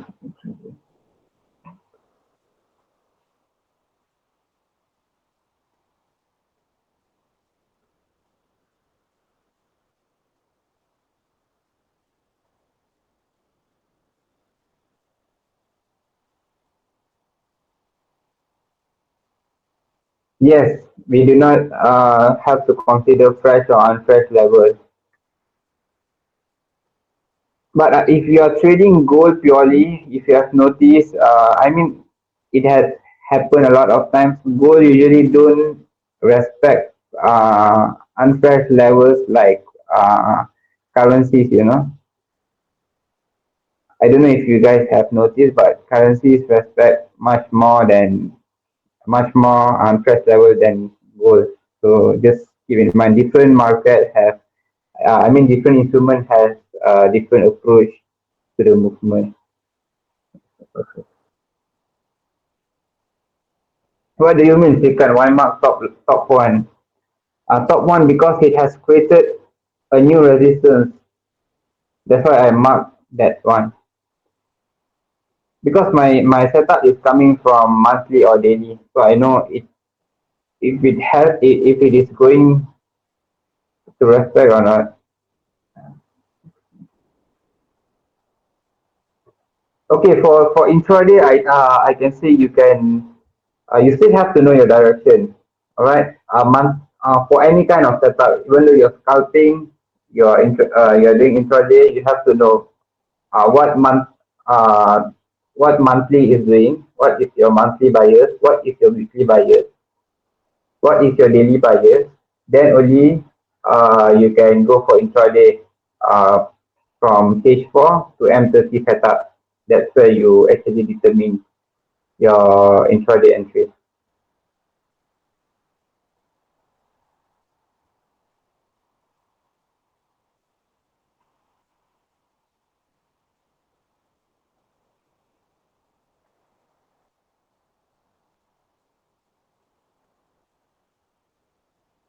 Okay, how far to the left? Actually, you do not have to go that far. It is just what is on the left of you. All right. So if let's say if you see like GJ or equities that have made all-time new high, so there is nothing to look at the left, right? So what you can do is wait for the price to create new price action. All right. So it will create new price action on H1, then from H4, daily, weekly, and so on. All right. So if let's say on the left there is no levels, if you can't see any levels, so you just wait for the price to create a new level. All right. It is not necessary every time there is something on your left.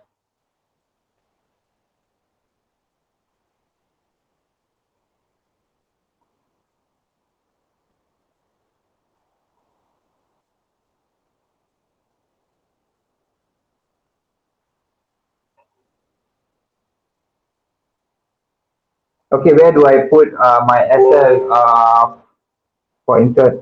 Okay, I don't usually scalp or I don't really scalp, but usually my SL is below 30 pips.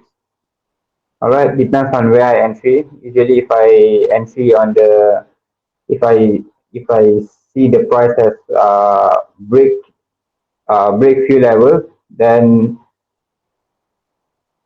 I will put my SL lower. Alright, so if let's say you have a setup, but if let's say you have to risk more than 50 pips, so I think it is better to avoid the setup or wait for the price to come back or create a new price action. So usually I don't enter continuation. Like after H1 break, usually I my entry is continuation or reversal. I don't entry in the middle. So usually if you enter in the middle, it has chances, higher chances for SL to be hit. So if let's say you have missed the setup for today, you can wait for tomorrow. It will always the price always comes back. If it didn't come back, you have a lot of other instruments you can look for. What else will you use now? So,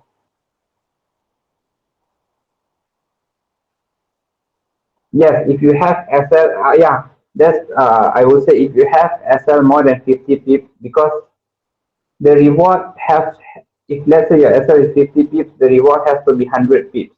All right, at least one to two. So I mean, the price hitting your SL has higher chances than hitting your TP.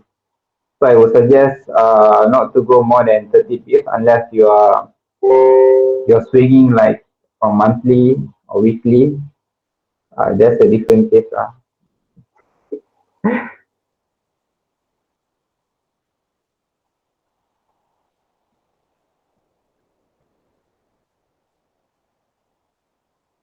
Yes, basically what I have learned, I'm not really applying because uh, I actually learned a lot of things after learning from Sir Hafiz and Hakim.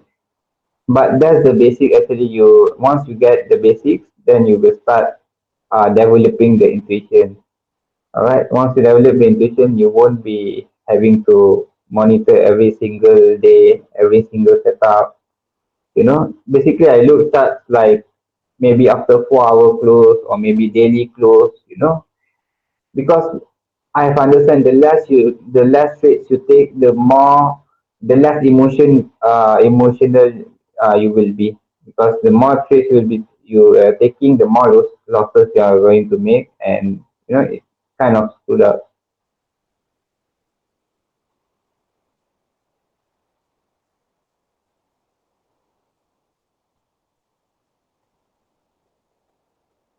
So actually, okay, I never tried compounding, but what I used to do before I was in prop trading, I used to flip accounts. Let's say I do not have much capital back then, so I used to. I mean, if you okay, first of all, if you don't have enough capital, uh, go do some work or job, anything. I used to like drive Grab, drive Uber, like delivery, for extra income,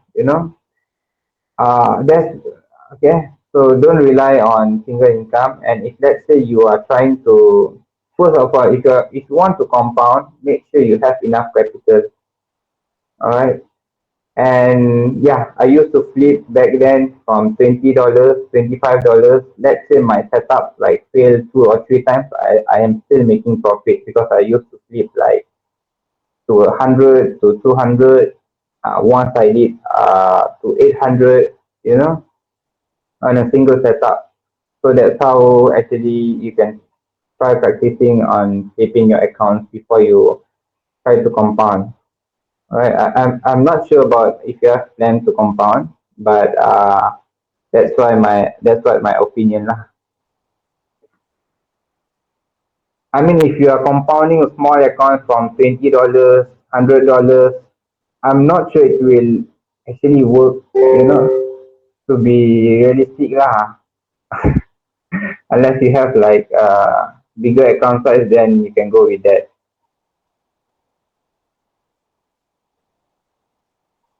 Because like I told you, if you are good at scalping, yeah, that's a different thing. If you're good at scalping, you have the time and ability to monitor every single price action. You can wait for M5, M15, M30. But I mean that's tiring, man. That's tiring for you to like sit on your screen all day. The more you look at the chart, the more wrong decision you will be making.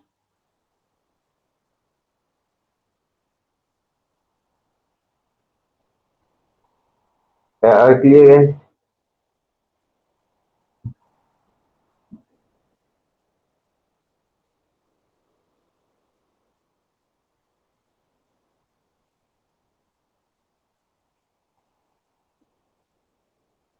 Any question?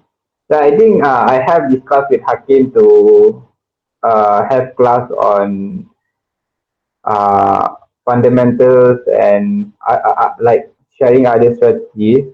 I'm not sure if he is planning to conduct, but he if let's say he is up to, then I can join with him lah.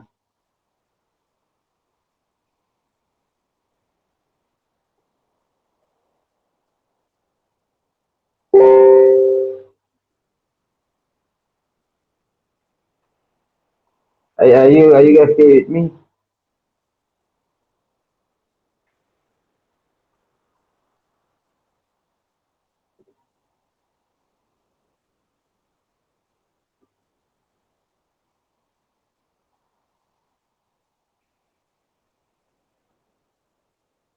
Yes, to be frank, I used to have all that questions like what you have been asking, but I try to like reduce my volume in trades. I've been taking less trades, like based on H4 and above. So I can see like I have improved a lot. My win rate might not be more than 50%, but my RR is high. Like I aim for more than 5, 8 RR, 10 RR. So that's like my approach to the. Then after I have been trading from prop challenges, so that's when I actually develop a good RR with uh, average win rate. Yeah, flipping accounts. You can try flip. If let's say you have about $1,000, you can try flip using $100. If let's say you have only $200 to reach, you can use 20 to I mean you can use $30 to $40 to flip. All right. Yeah, you can flip like yeah, in one setup you can flip like 200, 200. I had twice flip to 800 to 1K. Yeah, and then yeah, if you just want to compound, I don't know how you guys like. I have never seen anyone like succeeding in compounding. If you want to invest and compound, that's a different story. But if you are using a leverage-based instrument and you are compounding, that's like very rare cases that people actually succeed. My highest IRR I actually got. I think you can go see my IG. Yeah, I've posted like a lot of trades there. Yeah, my highest IRR I think I got about 20. Yeah, 1 to 20 on gold if I'm not mistaken. Yeah, that's my highest IRR. But one thing I regret about it, I only risk about 0.2%. Right? Imagine I risk 1%, then I have made about 20%.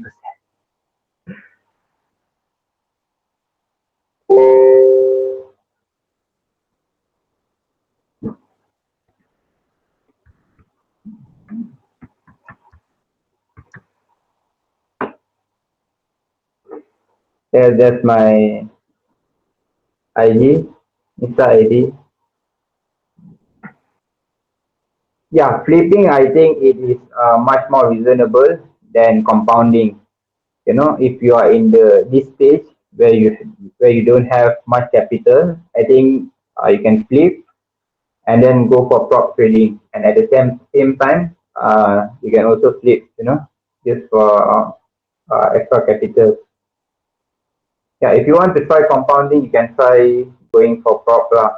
Yeah, I think that's because your capital will be compounded 30 to 40% in 3 to 4 months if you make a successful withdrawals about 3 to 4%. Yeah, most of the prop firms offer scaling plans, and you can merge the account. So now I am focusing on merging the account. I mean, I've not take any second challenges on this platform, but yeah, I will take soon and then merge the account and also try to scale the account.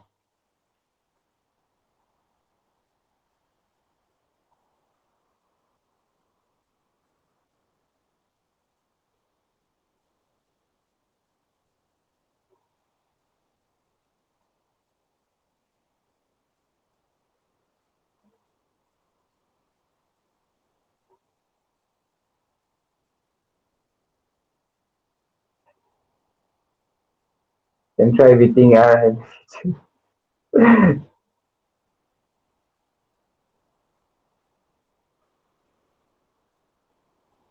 if you see prop traders, I think if you have, I think the highest withdrawals I've seen few YouTube that if you know Paladin, Jade Cap, yeah, I think they are the top. If you are in Malaysia, yeah, I've been following Alif Rizwan. If you're in Malaysia, you can follow him. He actually has about he has tried about he has about 12 accounts on different platforms. Yeah.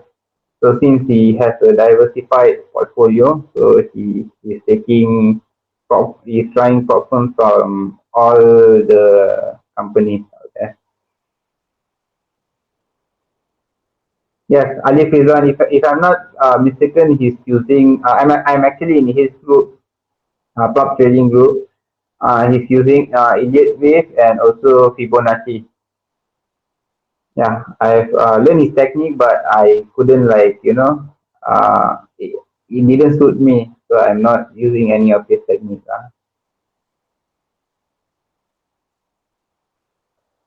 Actually, the session is about to end, but it depends if you guys have questions, so we can. Yeah, basically this session has covered all the basics.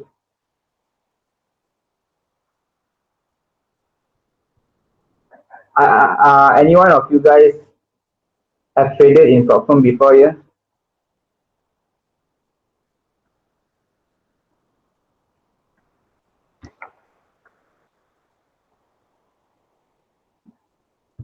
Oh, nice. FTMO trial.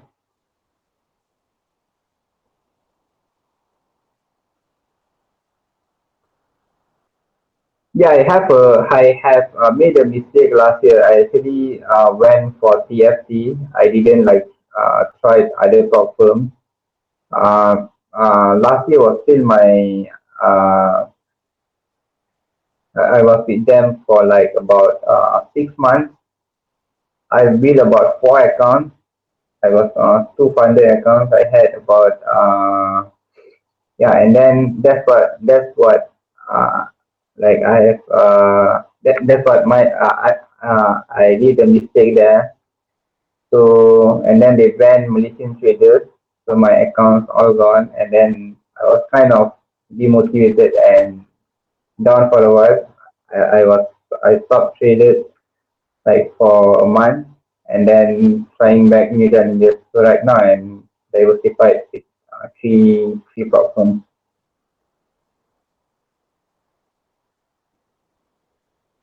Yeah, they have issues with MT4 and MT5. So most of the problems is trying to go with C trader, DX trader. So I guess you just have to wait and adapt yourself with different platforms because a lot of things going on with regulators and everything. But in terms of broker, I can say that FTMO and also Alpha Capital, they have even though they are using their own broker, but it is not like MFF brokers. I don't know if you guys have used MFF before this. My forex one, they had the worst pages. I have loaned a lot of accounts because of this slippage out of nowhere. So yeah, you can go with them. And then I also have tried Purple.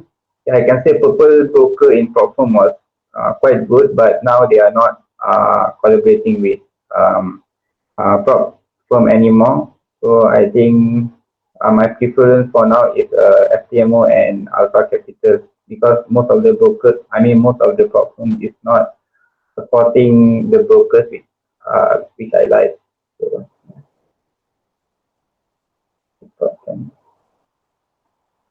yeah, that's true. A lot of SMC traders I can see in YouTube, they are actually trying to learn about Malaysian SNR.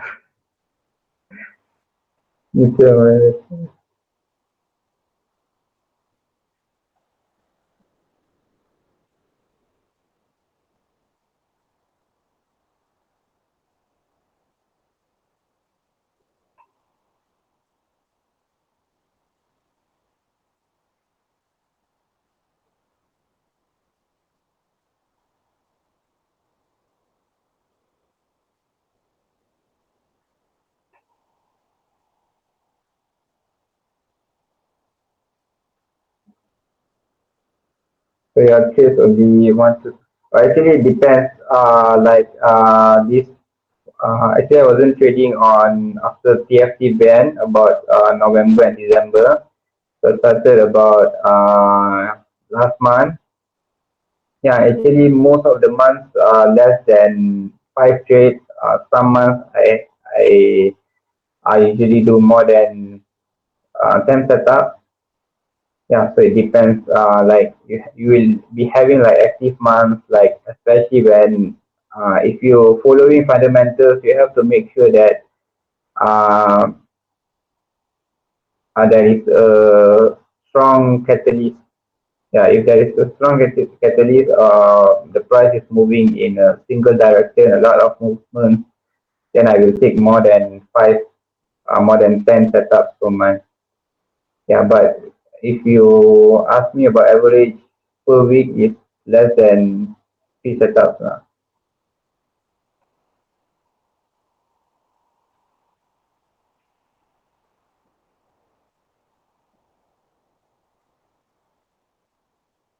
Yeah, seriously, if you ask me about fundamentals, I'm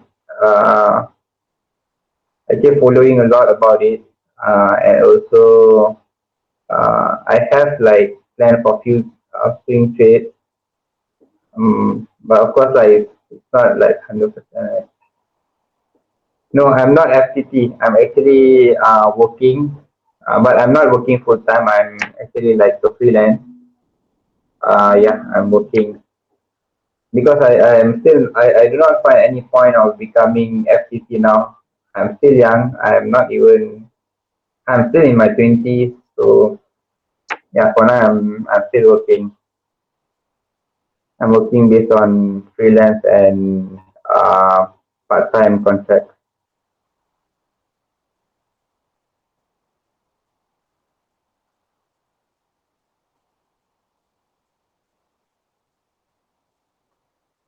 Because for me trading is boring. I don't know how people like FTT, they are just sitting at home or just uh, I don't know how people FTT actually they trade. Like are they looking at the charts all the time?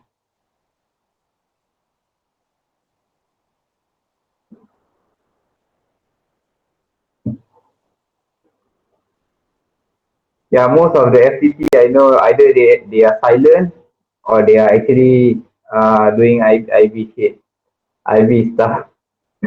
So I'm not sure either they are profitable or not.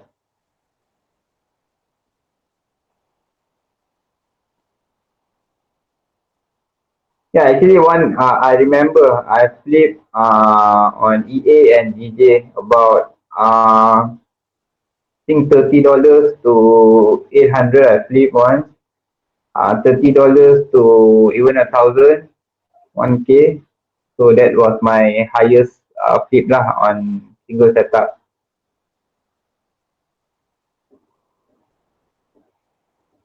I think it was not even. It was about 3 to 4 days. Yeah, 3 to 4 days.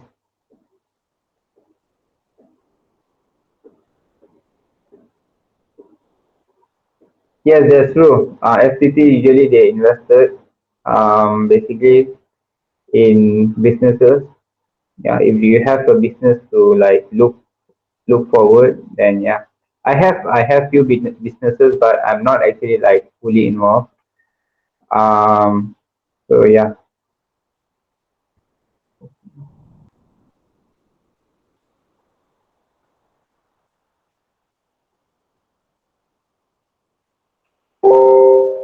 Yeah, if you ask me, I prefer both. PIP target. My PIP target actually more than 80 pips or 100 pips. That's why I take trades less often on this 2 weeks. Siapa tu Huafi?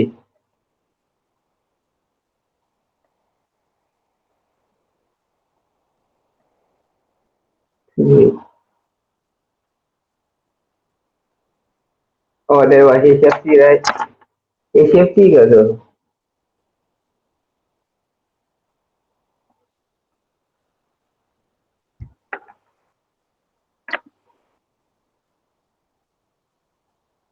Betul ke Fauzul? Itu aku jumpa dia tahu. Makcik.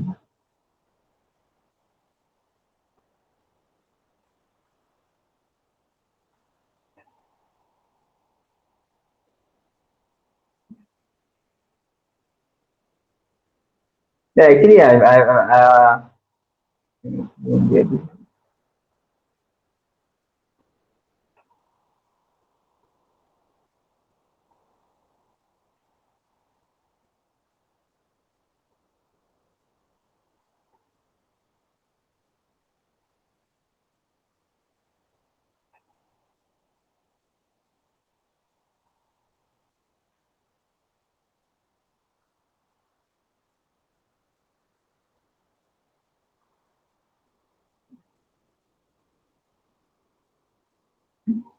yes, that's only possible if you go full margin.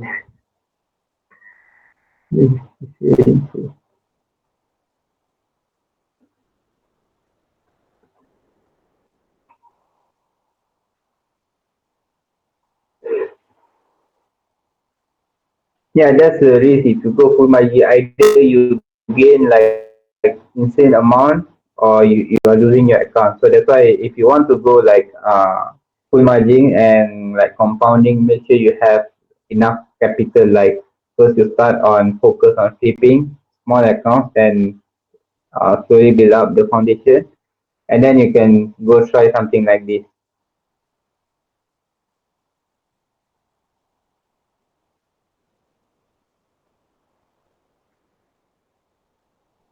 Yeah, for me actually after I flip like few times, then after that I have discovered prop firm, and then yeah, and then after that I actually stopped touching my personal account.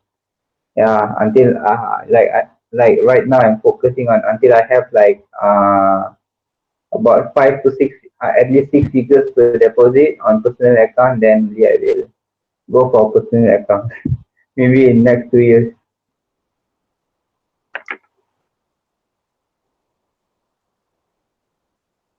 Yeah, to be honest, after I went into prop firm, I actually have lose interest in flipping accounts. Like I don't know why, but I'm no longer interested in depositing into brokers.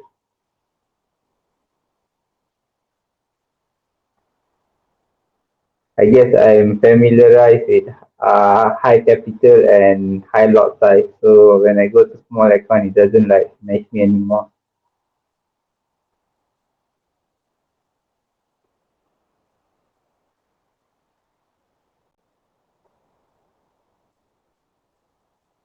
Yes, crypto. Yeah, crypto you can flip without even using leverage.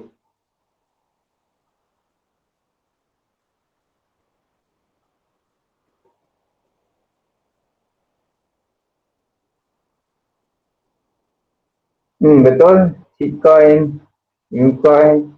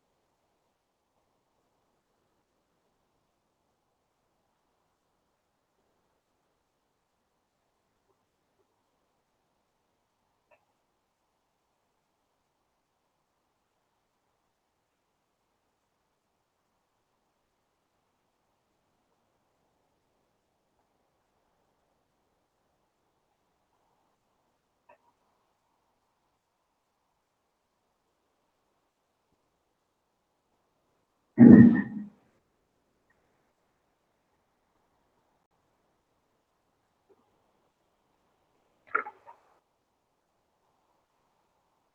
I took a trade, but that's a secret.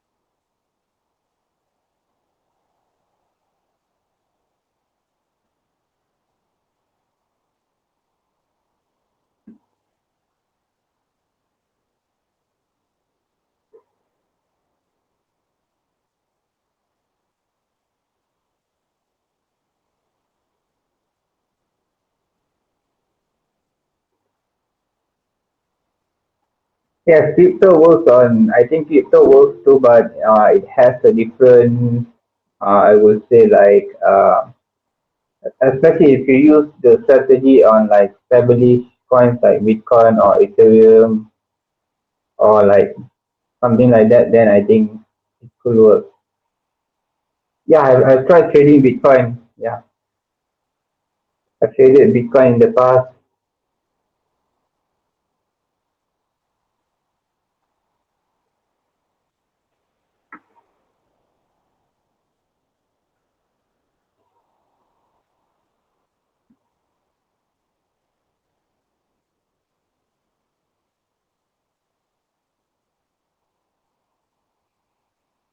Yes, I am on Telegram. Yeah, I'm in the group actually. You can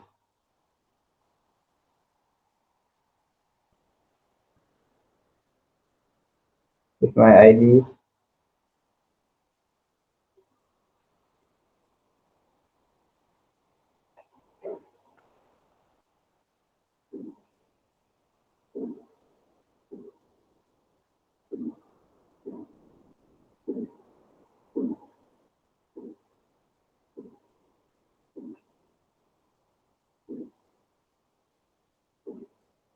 Can you guys actually share like how long have you been trading? Like for 1 year, 2 years, 3 years?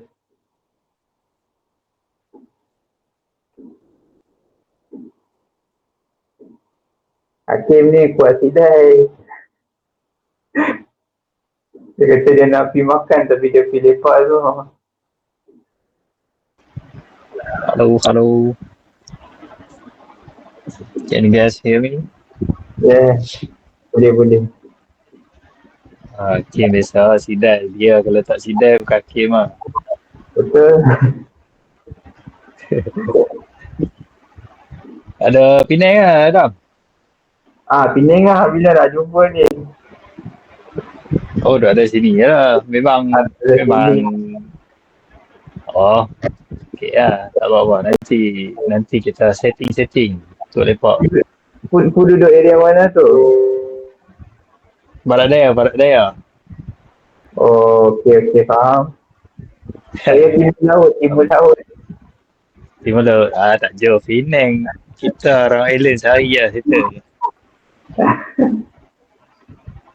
Dia tunggu comeback lah, comeback. Lepas comeback ni mungkin baru akan start lepak lah. Boleh. Nak belajar HFT ni. Safety boleh, tapi kena silent lah lepas tu. Boleh. Tu yang kena safety. lagi lah ni. Okay, safety ni penutup lah. Safety tu hilang.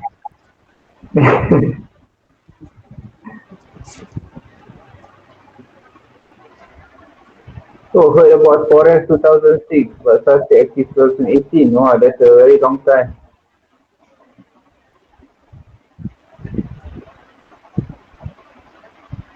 Deep OHSC, yeah. Deep OHSC. You guys have to know one thing. No amount of knowledge will give you clarity, actually. You guys need to understand how the learning curve actually works. You guys need to do the mistake and not repeat it. If you guys not learn the mistake, then you will repeat it uh, until you actually learn it. So basically, for anything that you want, you can actually achieve it once you learn it. Efficiency is very simple. It only consists of projection and breakout. You guys can see my explanation in the video, maybe.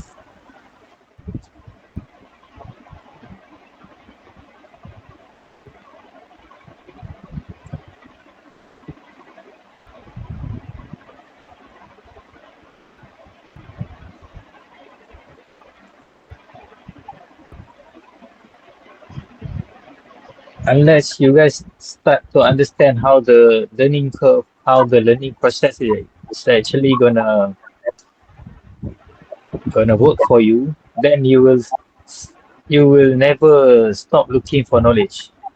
Uh, I can tell this because I do the same. I do the same thing. That's why my journey is very long because no one ever taught me how to learn. Actually, nobody lead me. I don't have any guide,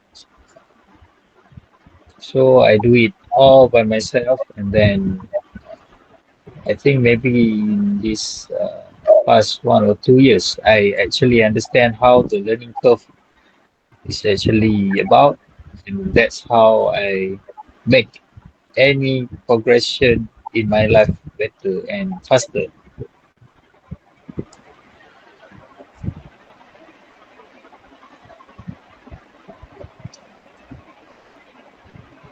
Yeah, you guys, if have any question, you guys can just ask.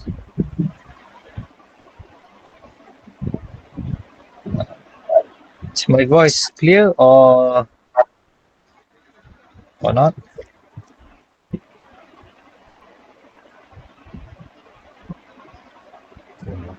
Explain dulu baru tanya kan.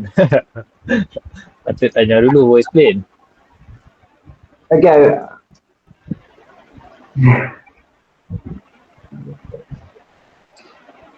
So basically, your stop loss is actually it's your preference. It's all up to you. If you prefer to have maybe you are counting on risk and reward on a much higher time frame, maybe your stop loss will be a little bit. And if you are using a smaller set of time frame, your SL will be much smaller. So you have to know which time frame you want to use, and you need to stick with that. Otherwise, you will have a really bad risk to reward ratio.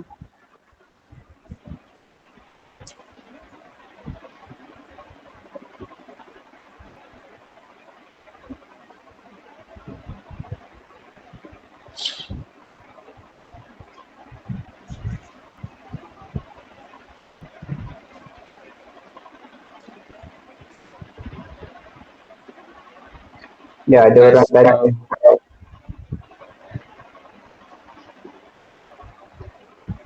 the account flipper was scalper or intraday, it depends. But I think more of the flipper are scalper because you have to understand. In order for you to flip account, you need to accumulate your capital first. So the fastest way is using the lower time frame. So becoming scalper is a good way of flipping.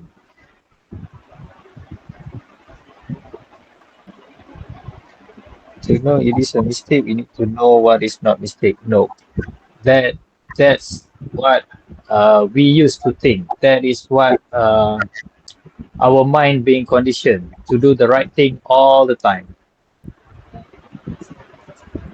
So that is why we are failing because we are trying to do the right thing all the time. We don't want to do the mistake because we think doing mistake is the wrong thing. But the actual thing is by doing mistake, you know that it's something you have to change. If you cannot change your response towards the mistake, then you learn nothing. You will keep repeating the mistake until you actually learn it. No amount of right thing will prevent you from doing mistake. So don't be afraid of doing mistake. Just stick to the system, and then whenever you see any mistake, mark it down. You learn from it. You don't repeat it. It probably will take you a much or a few times before you actually learn it. It depends on you because, you know, with our conditioned mind and our stubbornness, we may need to repeat a lot of things before we actually getting it. So it's okay. Just take your time and know how to learn something.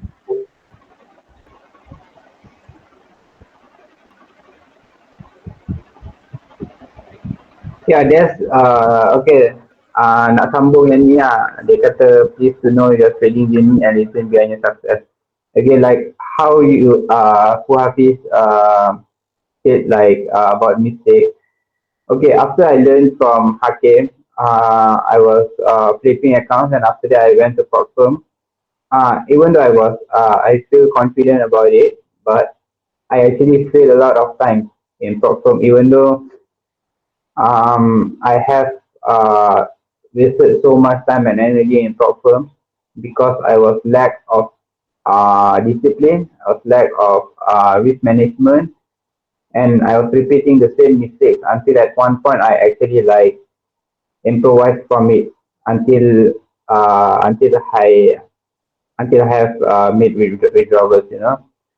So even though that's the point. Even though if you are good in like taking trades, doesn't mean you will be succeeding if you take another approach. Alright, so it will take some time to adapt and improvise.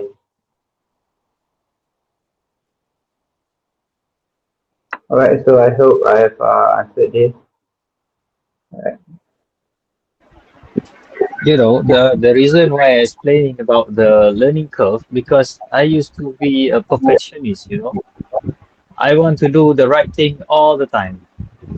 That's why my journey is very long because I think doing right thing will always get you into the best outcome. So that's why my journey is took longer until I understand how the learning curve, how the polarities work, how the dualities work. So that's what I'm telling you guys right now. Don't be afraid to do mistake. Mistake is part of the journey. I know everyone doesn't comfortable with the mistake, right? So that's why we need to respond differently.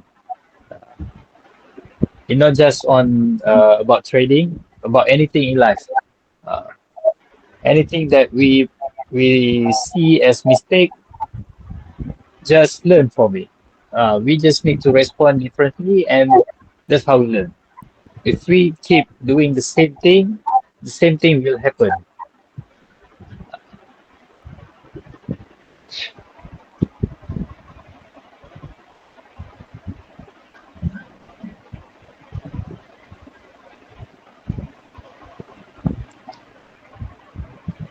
It's okay. I think someone is recording the session, so yeah, anyone that want to stay, maybe you can stay. Anyone that have things to do, it's okay.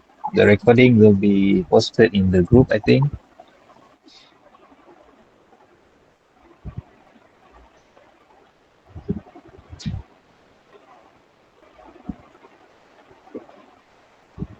Will you cover the other topic? I mean,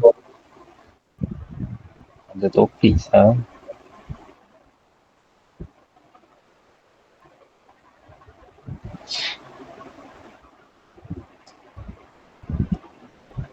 Mana siapa Yeah, tanya tu? any other?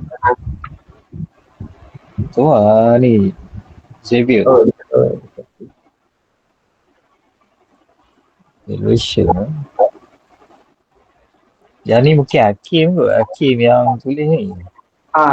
yeah, like I said before this, I think he's like he has done paid classes before with me, and yeah, I think he will cover on that if he planning to do so. But I think for no mercy, it is only based on foundations and basics actually. Yeah, I think the other topic maybe because since you guys the only that left in the group will be maybe he will conduct another session, I guess. How do we determine direction? So it depends on which time frame you choose. But to be much more uh, safe, I think maybe you can start from the biggest, from monthly, and then you drop down until your preferable time frame.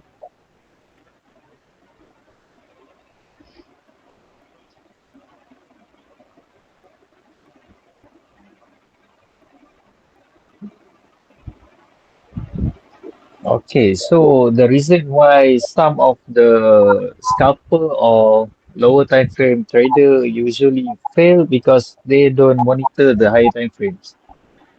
You have to understand that the price will always move. It's either going up or going down. So if you are not familiar or not very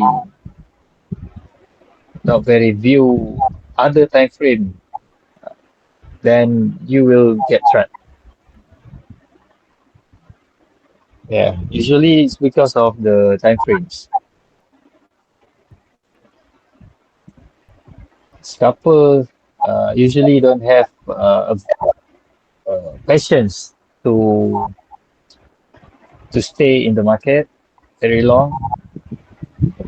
So usually their mistake will be is not monitoring the higher time frame. If you can monitor higher time frame and lower time frame, surely you can flip and swing at the same time. I've seen a lot of trading doing that, and it's possible.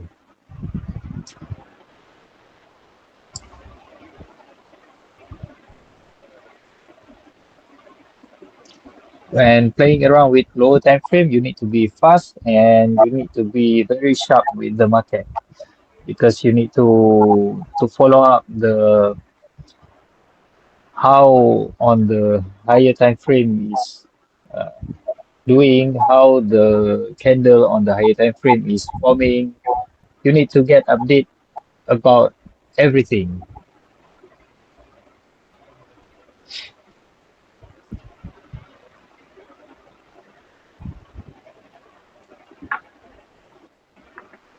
Any other questions? What about trendline usage? Trendline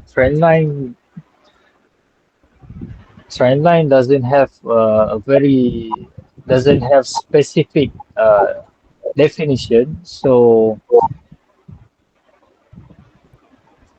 it's very subjective. But for me, I use it as to filter down the momentum. Uh,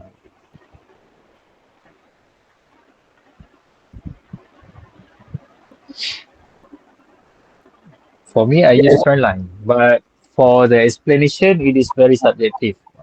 You may you may heard a lot of explanation about trendline, and it's not the same thing being explained. So it depends on how you understand the trend lines.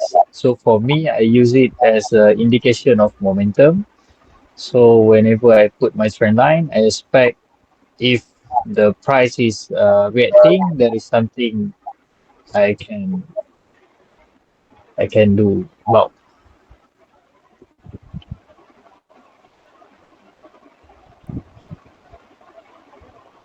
Yes, for trend lines, there is no like specific SOP for that. So you have to like understand on your own.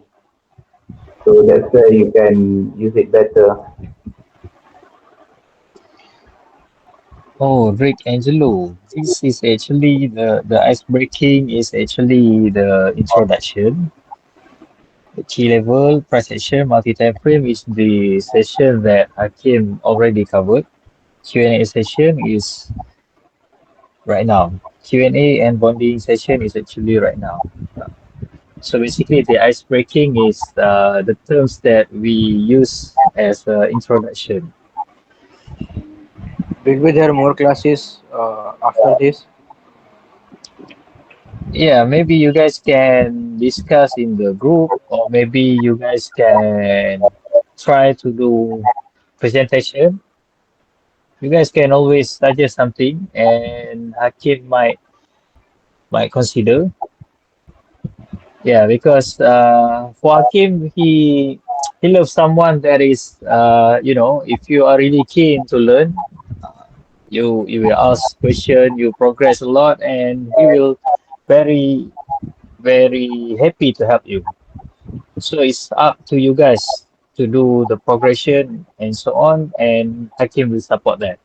If you guys are expecting something like weekly lecturing style, that won't happen. You guys need to do progression, and I think by that Hakim will organize something for you. Any particular TF or pattern on trend line?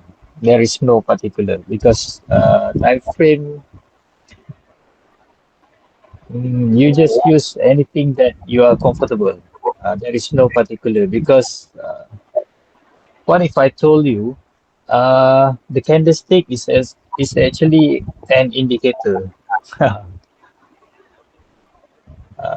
The real view of the market, there is nothing. There is nothing. Only order for buy or sell. So basically, the market is like an empty space with full of order. So when we talk about how to mark properly, how to use candlestick properly, you have to understand the basic behind the candlestick forming. You have to understand that.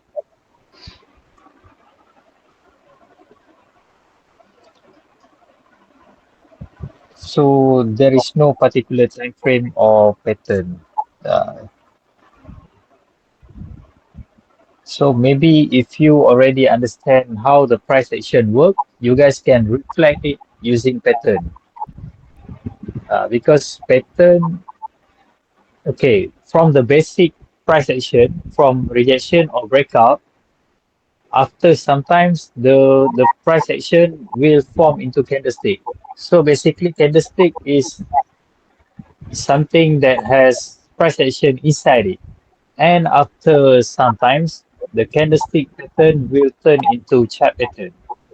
So if you could understand how the basic first, which is the rejection and price action, so the OHLC, the candlestick pattern or the chart pattern will be much easier.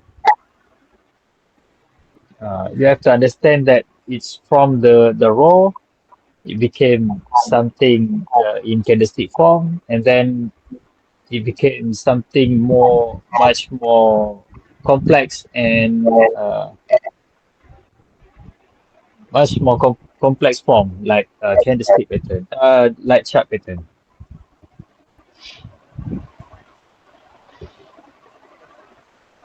Do you consider using different time frames other than the one you usually use? Uh, for me, once you already understand price action, you don't really rely on the time frame order. You don't really rely on that.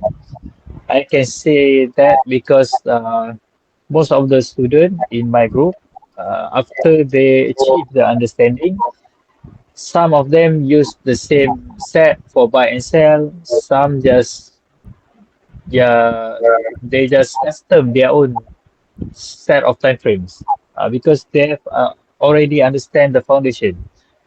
So it's not about which one is correct. It is about how much you understand, and how much uh, you understand will determine how your view in the market. Can we post videos of our understanding and post in the group? Yeah, sure. That's how you guys can progress much faster. You guys can discuss marking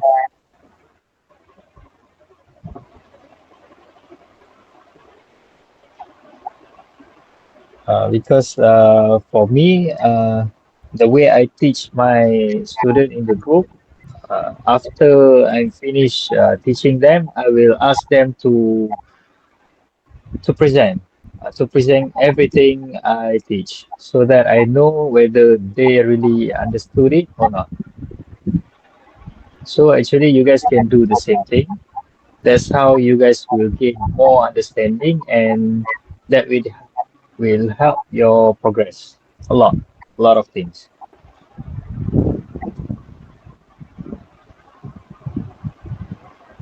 So far, my answer making sense to you guys. You guys okay? Yes, yes, yes.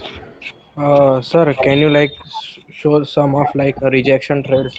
Like breakout are easy to understand, but I am still not getting rejection trades.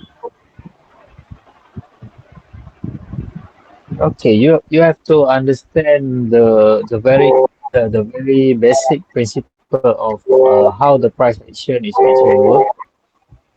So basically, the price will move in just two two movement. It's either rejection or breakout. So if the price didn't break the level, you can consider it as a rejection.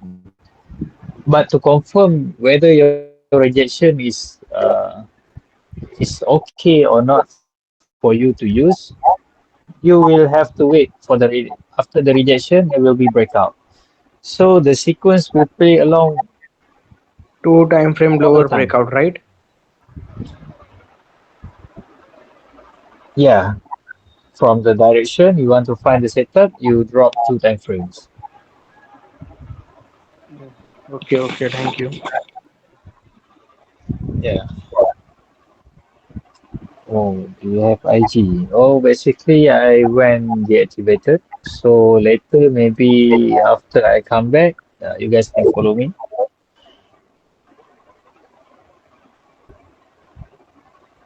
Yeah, but I think this time, after I come back, I didn't focus on Forex. I will not teaching anything. I will be just a regular guy. Maybe posting something about spiritual.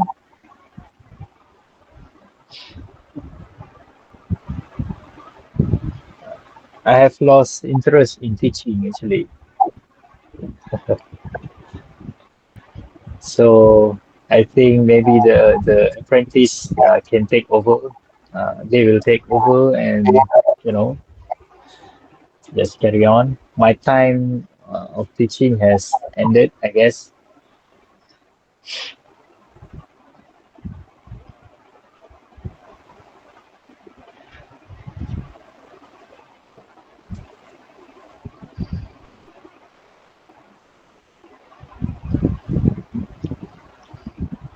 So guys, any other questions? It's Oscar.